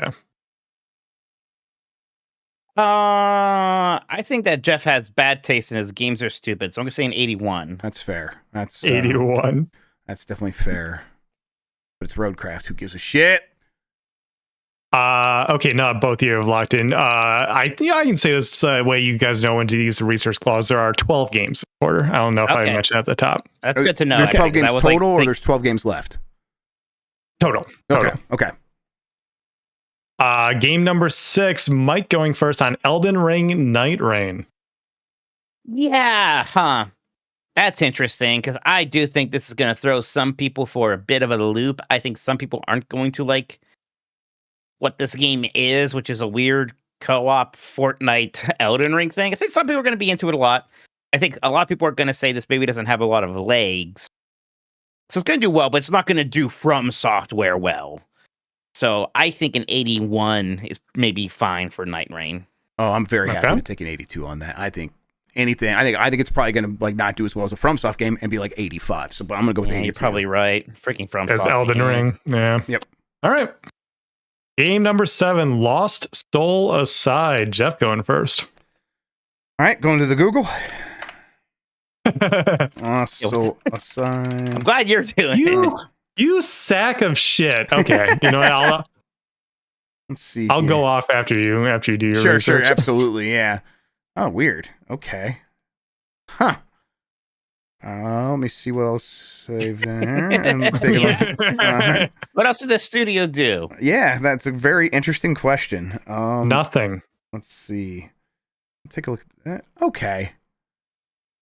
All right, hang on. Okay, you're in research mode. I'll give this to you as research. This is the game that I was like, I'm looking forward to. It got announced like 2016 I don't want it to. I don't give Mike or something. info. I mean, like, look. He's, all right, hang on. Let me just do something real quick. I mean, it doesn't matter. I'm just going to do one more or one less than whatever Jeff says if he's looking it up. Yeah. Right? Let's be It doesn't matter.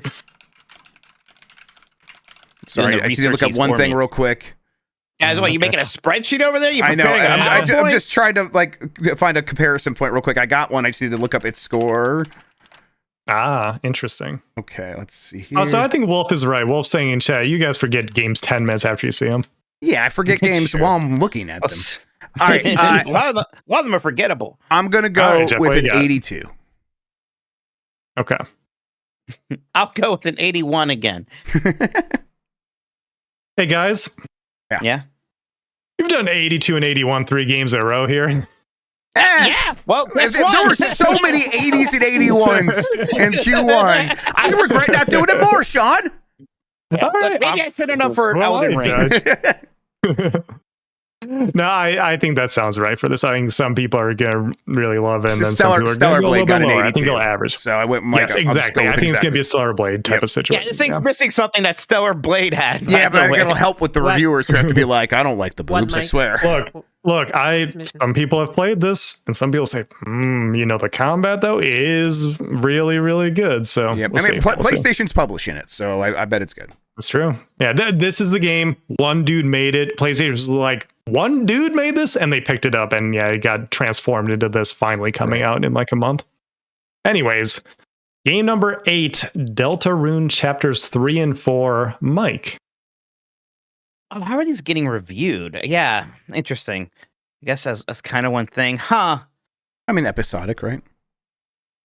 Yeah, but like episodes 3 and 4, again, are coming out at the same time. Sure. It's all weird. And there's like still a 5 and 6.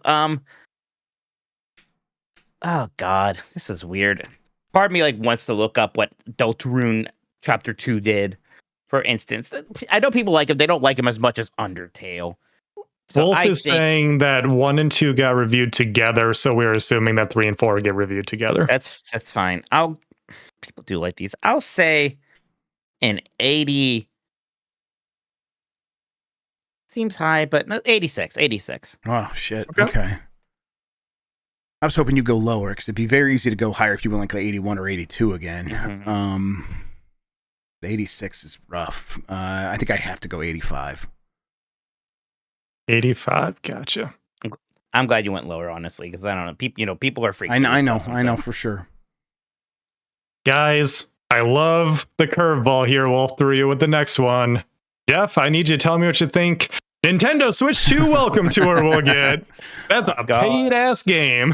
God, here's the thing: is like this could secretly be like a really like there's a ton of secrets and so much cool shit in there, and it could really bite me in the ass. But judging a book by its cover, which is what we do here on this game, I have to say 78.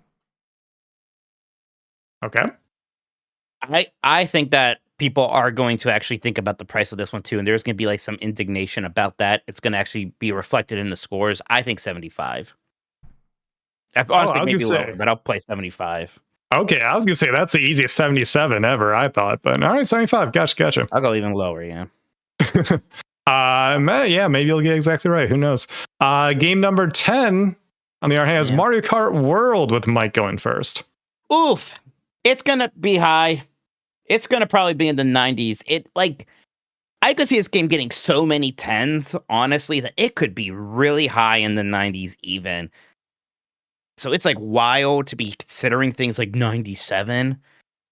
But people like Mario Kart a lot. I think that this game looks like a ton of fun. I think it's going to be surprising. Does anyone know who has this game in fantasy?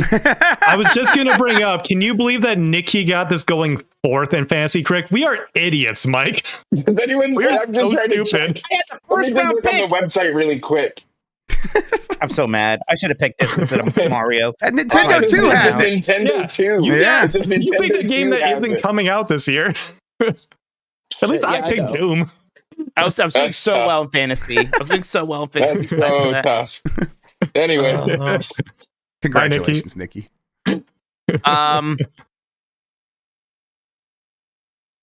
Is it Who too, can like, say part of what's me like gonna does get, you know? part of me does want to almost look at what Mario Kart 8 Deluxe got, like, because it does the review. Do the reviews reflect it? I think it does. I bet that game reviewed well, and I think this is going to review even better.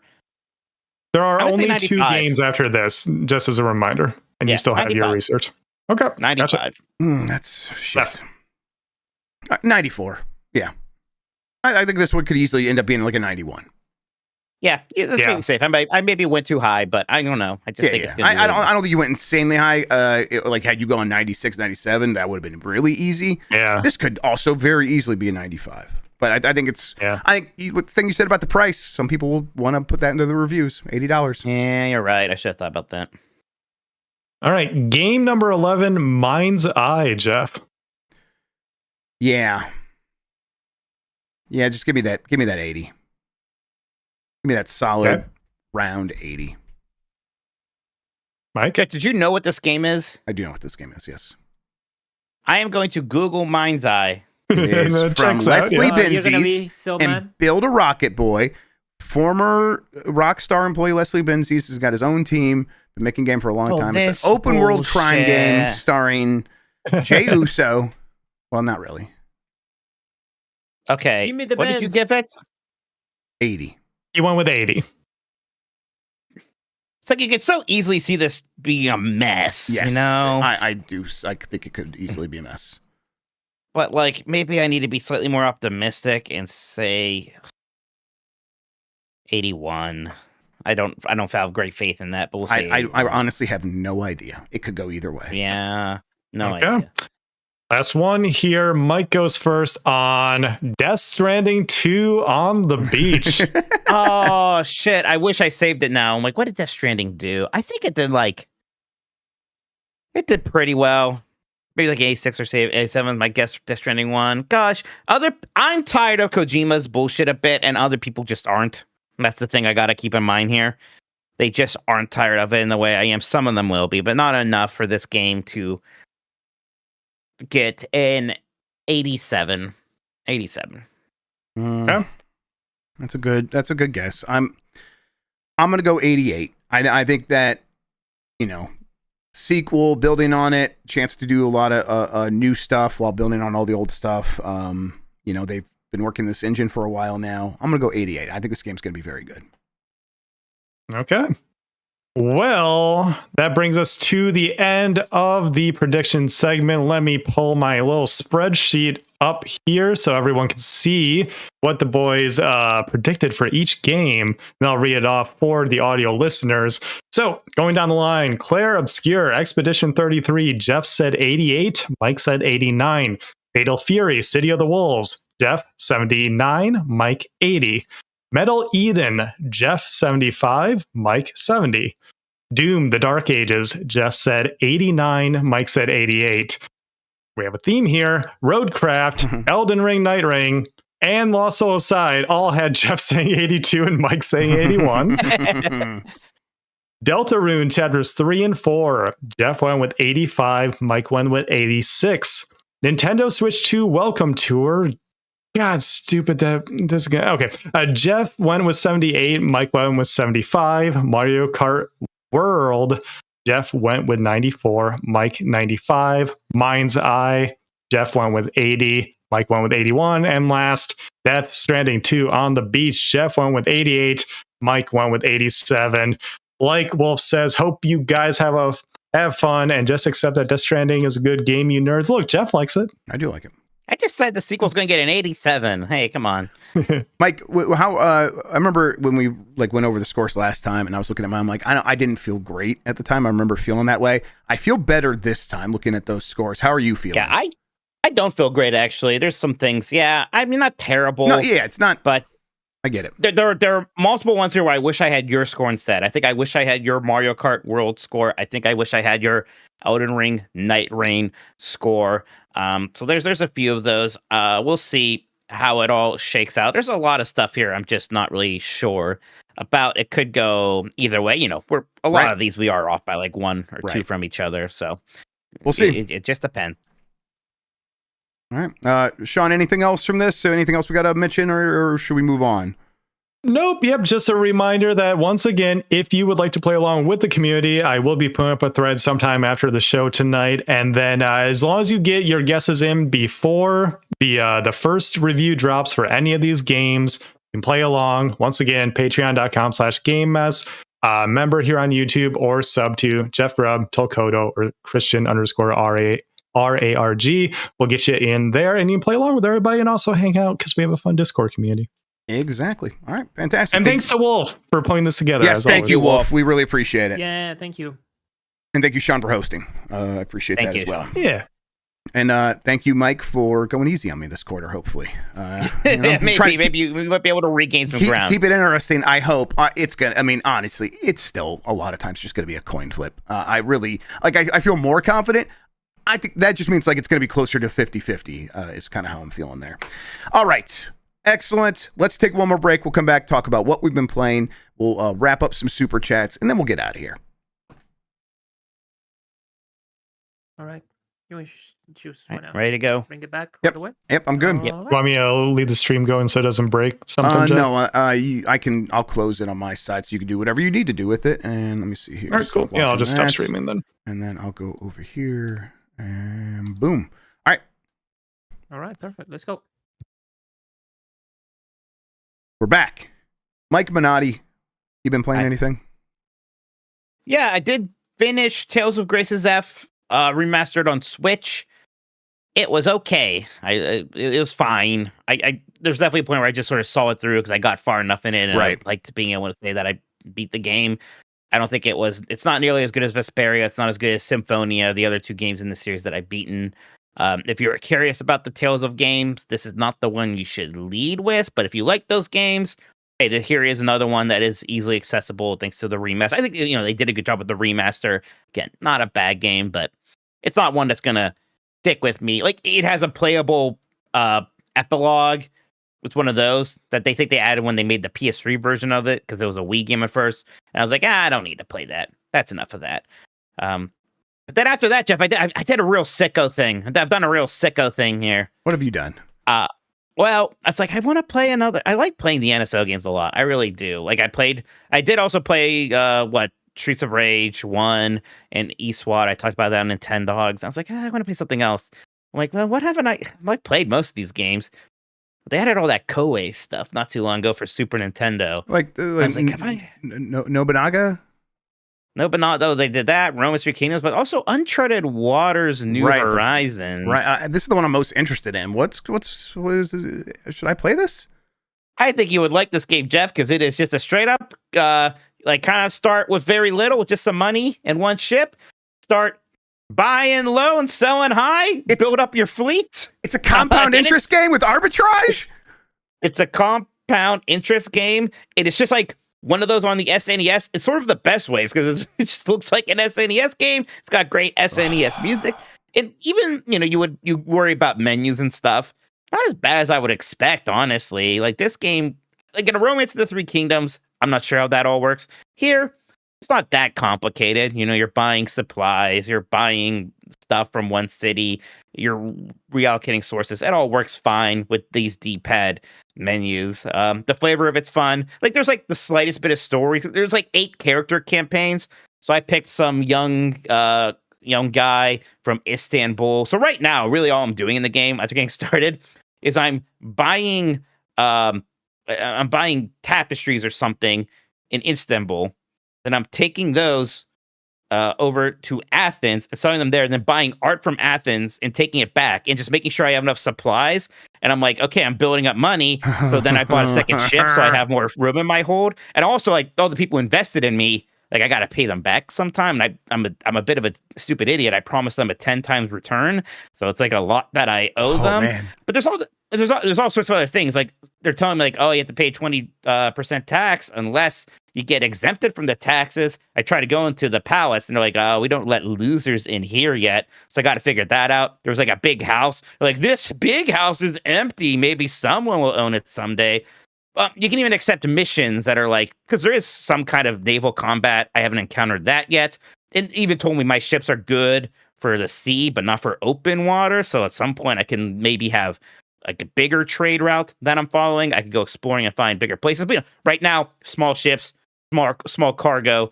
So I gotta, you have to have supplies for each day that you're out on sea. So I have to make sure that I have enough supplies, but not so much that I can't carry the cargo that I need to sell things. It is just actually a pretty satisfying loop. I thought I would try this for a little bit and be like, yeah, this is way too much for me. Instead, I am actually enjoying Uncharted Waters, New Horizons quite a bit. I think I'm going to keep playing it. On the Bombcast a few weeks ago when I was describing the combat in Expedition 33, and you were making those noises that you make when you're very excited about something, that's how I feel about everything you just said. Holy shit, that sounds awesome. I'm playing this immediately. It's like, I saw the trailer and I'm like, well, I'm looking at it, I hope it's like this and this and this, and then you just said it's all those things and more. I'm like, oh my God, I can't believe I never knew about this thing.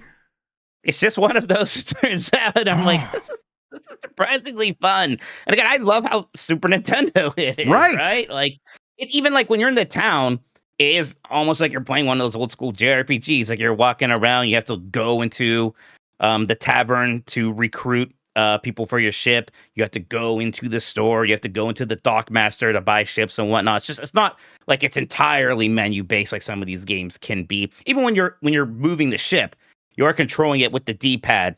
And like sometimes it's like a little slower because you're waiting for the wind, and sometimes the wind's really picking up. So it just, I don't know, it feels era accurate in a weird way. So yeah, if you saw those Koei Tecmo games get added to NSO and you just immediately assume none of them are for you, like I don't know about the other three, but Uncharted Waters surprisingly accessible and surprisingly fun, I think. Yeah, I so a lot of people in chat said that you just sold them on this game. And yeah, music to my ears. I love that kind of stuff. I wish that was more common. Like I wish there was a Star Wars game that was basically just this. That would be so much fun to me. But hey, whatever. I don't need that. I got Uncharted Waters on my Switch right now. I could just go play this. So I'm going to do that. Yep, there you go. I was like, as soon as I was like buying low and selling high, and even like, so like after I did a few trips, I was like, oh, you like leveled up. I was like, what does that mean? And then when I tried to buy something, you can't back out and try to haggle. I was like, I don't want to pay $220 for art. I want to pay $210. And the guy's like, I'm not going to do that. But then my guy just piped in like, I know that you'll still make a profit at $215. He's like, you got me. I'll sell it to you at that. So I'm like, oh, so it's worth always trying to haggle at least a little bit here. Okay. Like, I have not had to look up a guide or anything like that. Right. I've just been playing the game. Right. That is one of those things I like about those games where it's like, it's not about a set path. It is about like finding your own way through all these systems and these obstacles they put in your way. And the joy is just coming up with your own ideas and trying them. That's cool. Okay, yeah, I'm really looking forward to this. Thanks for trying it. Let me know. That's my game. I cannot wait. Yeah, there you go. So how about you though, Jeff? Anything you've been playing? Yeah, it's still been Blueprints and talked about it a million times in a million places. But I won't go into it a ton here, just to say, I keep discovering new stuff still. I know I've said that like every time I've talked about it, but it's always been true, even as I'm like getting to a point where I'm like, oh, I think I'm winding this down. And it's like, oh, this room, another room, yet another room. I thought I saw everything there was to see in here, and there's another puzzle. There's more clues. And those clues, a lot of times those clues will lead to things like, here is a small little lore dump, and a lot of times they will lead to something that is like this whole new gameplay concept. So still just enthralled by it. It's and having a game that I want to be playing all the time has felt really nice after a lot of stuff just wasn't hitting for me. Like I really liked Avowed, but after I got through the first area, I definitely was like, I get it. I'm good. I don't feel the need to finish this thing. I'm like, I got a lot of enjoyment out of that, and it's there. I could go back to it, and I have been like eyeing Kingdom Come Deliverance 2 and maybe going back to that. but nothing's like just grabbed me the way this has. So I've been very happy to just keep playing it. And yeah, it's favorite game of the year for a reason so far. But yeah, beyond that, it's been just like poking around with my retro Tink and my handhelds. I'm still playing some Mother 3 here and there. I haven't had a ton of time for that, but I have been keeping it charged and I got it in my pocket right now and been playing it a little bit. Kind of into, I think I just got to the end of chapter 2. So there's like a prologue, chapter 1, chapter 2, and I can't remember how many chapters are in the game.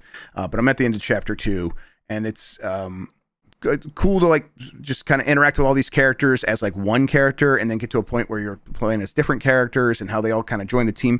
Like having characters that join your team for a little bit as just like a side character that like just chimes in on the text field when you're in battle, and then there's other characters that join you that actually you can fight as, and they have their own combat stuff. Right, that's neat. Yeah, Earthbound does that sort of in the beginning of the game, like especially that fly who joins you. You probably got at least that far in Earthbound. It's like the first thing. Eventually it's just more permanent party members kind of a thing. So yeah, I would like that. Yep. But that's it. Definitely kind of in the next couple of weeks, there's some stuff coming out. Expedition 33 is definitely one I'm looking at, and I want to play Oblivion. So kind of keeping the schedule clear for stuff like that. Yeah, I actually have been playing more of that because I do kind of want to finish it before this Oblivion thing does happen. I am having fun just kind of walking around. I like my favorite part of the game is when you get to the new area, you go to the town the first time, you kind of do the story stuff, and then it's like, all right, now go do all of the quests kind of at once. And it's a very sort of uninterrupted walking around, shooting things, getting upgrade materials, upgrading things. I think that's when the game's feeling the best for me. Mike, have you heard of this game Erenshore? Erenshore, Erenshor, one word. Eren. I see it coming up now. Whoa, is this like supposed to look like a freaking EverQuest or something? Or it's a RuneScape? It is a single player faux MMO that's supposed to, evoke the feelings of very early MMOs, and it like fakes all the online interaction stuff. And I've downloaded it, and I think I'm gonna try it, but it's got very positive on Steam. People are are saying very cool things about it. And I'm kind of was like wondering, like when you look at it, like what's your take on it? Like, how do you feel about them? Oh man, it's playing music on my speakers. Like, do you think that just like looking at it, like it does a good job of capturing that era? Oh, I think it looks cool as hell. Yeah, immediately it's making me think of EverQuest 1. Like it has like less shading on the textures than that even. But it does remind me like EverQuest 1 and Asheron's Call, and I was there. I was there, Gandalf. Right? So yeah, this is activating me. I might even be going slightly vertical looking at this. I definitely saw this. I'm like, I wonder what Mike would think if it's like because it's clearly it's nostalgia bait, but I think it's done with like a ton of love. And like you have to like it had to have been made by someone who really knows those games to be able to capture so many of the elements just by like at a glance being like, oh my god, look at all that stuff that's in there. So I'm gonna try this out, and because I've never really played those games, and I think it'd be fun to do one offline and single player that's faking it. This is how you're gonna get into quote unquote MMOs. Exactly. Remember the Crowfall? Crowfall, did that come out? That whole thing. What's Crowfall? I don't. Remember Crowfall? That was one of the big like Kickstarter MMOs, and it was going to have real big PvP focus. It came out in 2021. Is Crowfall still going on, everybody? Oh, it's taken offline in November 22nd, 2022. Never mind, Jeff. That game's been offline for 2.5 years. Oh, Jesus. All right. Well, fair enough. But yeah, that's all I got. Anything else, Mike? No, they haven't canceled Star Wars Starfighter out of respect yet, but maybe Drake's working on it. I think he's going to make things happen for you. Don't worry, buddy. Let's get through the rest of the super chats, and then we'll wrap up this show. Right, yeah, we still have some more of those. Let's see. Where was the last one? I think it's from Super Harmon here. I've been browsing the EGM archive. Boy, this thing sure seems like a great resource for Blight Club. The EGM archive is just fun in general. That's the digital archive of all of the EGM issues that's now available for people who have backed to the EGM compendium on Kickstarter, which, as a reminder, Jeff and I have contributed to that tabletop book once that releases. If you go here right now, you can find my one and only contribution to print magazines with my review of what the hell is that game called? Soul of Arcana? Something like that. Something of Arcana I need It's to a get this PSP issue. Monster Hunter clone. I It's should not have the very issue good. that Mike Minotti's in. I like EGM and I Lord like of Mike Arcana. Minotti. Yeah, Lord of Arcana. That's Okay, there it is. So yeah, you can look that up if you want to. I- Lords of Arcana. It's plural. I have been doing exactly this, not necessarily with EGM, although when I do see bad reviews in EGM, I do write it down as well. But I've been going through a lot of old Ultra Game Players and Game Players magazines, and I have a note in my note app that is just every time I see a game with a terrible review, I write it down. I'm like, I'm saving this. It's important work. Yep. Let's see here now.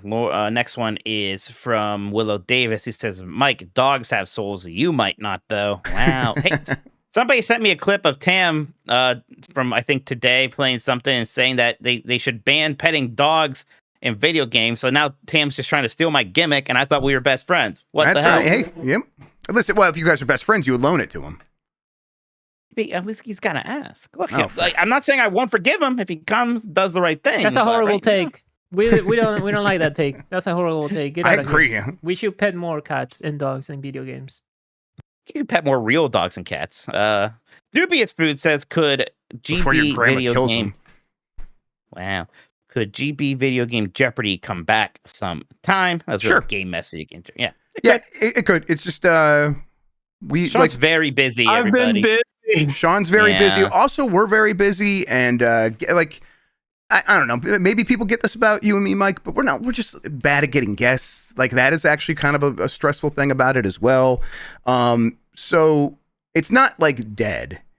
And if you're subscribed to the Patreon because of that, I get it. But Sean's been very busy. We've been very busy. We want to do more. We'll probably try to find a way to do this that is less work for Sean and come back with something eventually. But maybe on the other side of Summer Game Fest at this point.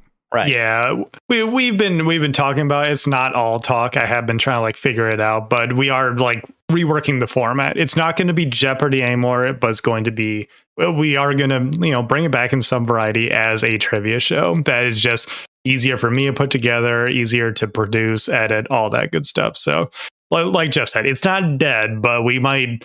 I still need a little bit more time here as things get even busier for us for the next 2 months. But maybe in summer, maybe that's when it comes back. Dan in chat says, "Oh, so I retire undefeated." Jesus. I mean, nobody ever beat him. Yeah. Uh-huh. Yeah. That's how I met him. We should have never started that show. Grug says, why is Mike really good at the games where the impartial Discord community doesn't get to vote on the winner? Is he cheating? I demand a drug test. You've got an excellent point, Jeff. Yeah, I don't know. That's something weird there. He must be rigging it some other way. All right. That's it. That is like podcast number 11 or whatever for the week done for me. Jesus, No, yeah. You still have 7 more left, so. Well, at least neither of us had to do dump truck today, so that was No, yeah. I had to. It's always fun, but it's like, yeah. I did need the day off. I had some other stuff going on, and it was fun to watch though. I did watch it, and it was a good episode. They crushed it as always. So yeah, Yes, didn't have to of do course. dump truck. We'll have some fun stuff on Giant Bomb tomorrow, but people should check out 90s Disney, right? You'll have a new episode this weekend. We're recording it tomorrow, so it'll probably go up, sometime over the weekend, Monday at the latest, but probably before that. And it's 0.5, one of our goofier, fun ones. We'll figure something out to yell at each other. Do you about. guys maintain like the April Fool's element for the mid-month one in April? Not necessarily. Right. Not necessarily. We did that for the Star Trek one. If you hadn't listened to the Star Trek The Experience, you should do that. Eat shit, Jeff, by the way. My Epic Universe trip report has beaten your Disney World trip report as our new most popular episode. Oh, okay. So. Well, no, that makes sense. You had a scoop there. That's awesome. That park's doing previews for their annual pass holders now, and I'm like, I want to go back. I want to go back already. Is it still does it seem like it's like on schedule to open when they said it would? I mean, there's some people complain they go there. A lot of stuff is down. It's a lot of complicated rides, and it still isn't quite open yet, and they're probably being careful. So it's still supposed to open when it opens, though, which is later in May. I forget when exactly. But after we get there might be previews. We might see if we can sneak in, but we might not be going in this trip. Sure. Fair enough. So yeah, everyone should check out 90s Disney. Not Last of the Nintendogs on Tuesdays. All the stuff over at Giant Bomb. Any plans to? I mean, I know you got Disney happening in a few weeks. You got other things, but you got like plans to like try to stream one more game before you go or anything like that. Because I know you just finished up Doom. Yeah, I did Katamari Damacy. I'm in the middle of We Love Katamari, so I want to do that. At some point, I'm gonna have to start Sekiro soon here. Maybe after my trip. Yep, that sounds great. Thanks for listening, everybody. Catch you next time. Bye.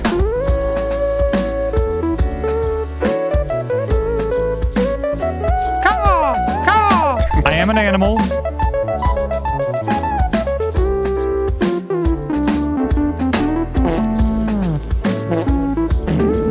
I have to poop.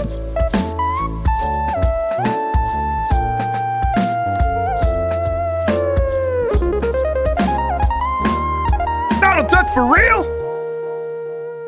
It's Donald Duck for real? Pecker solution. Like a plate of spaghetti or something.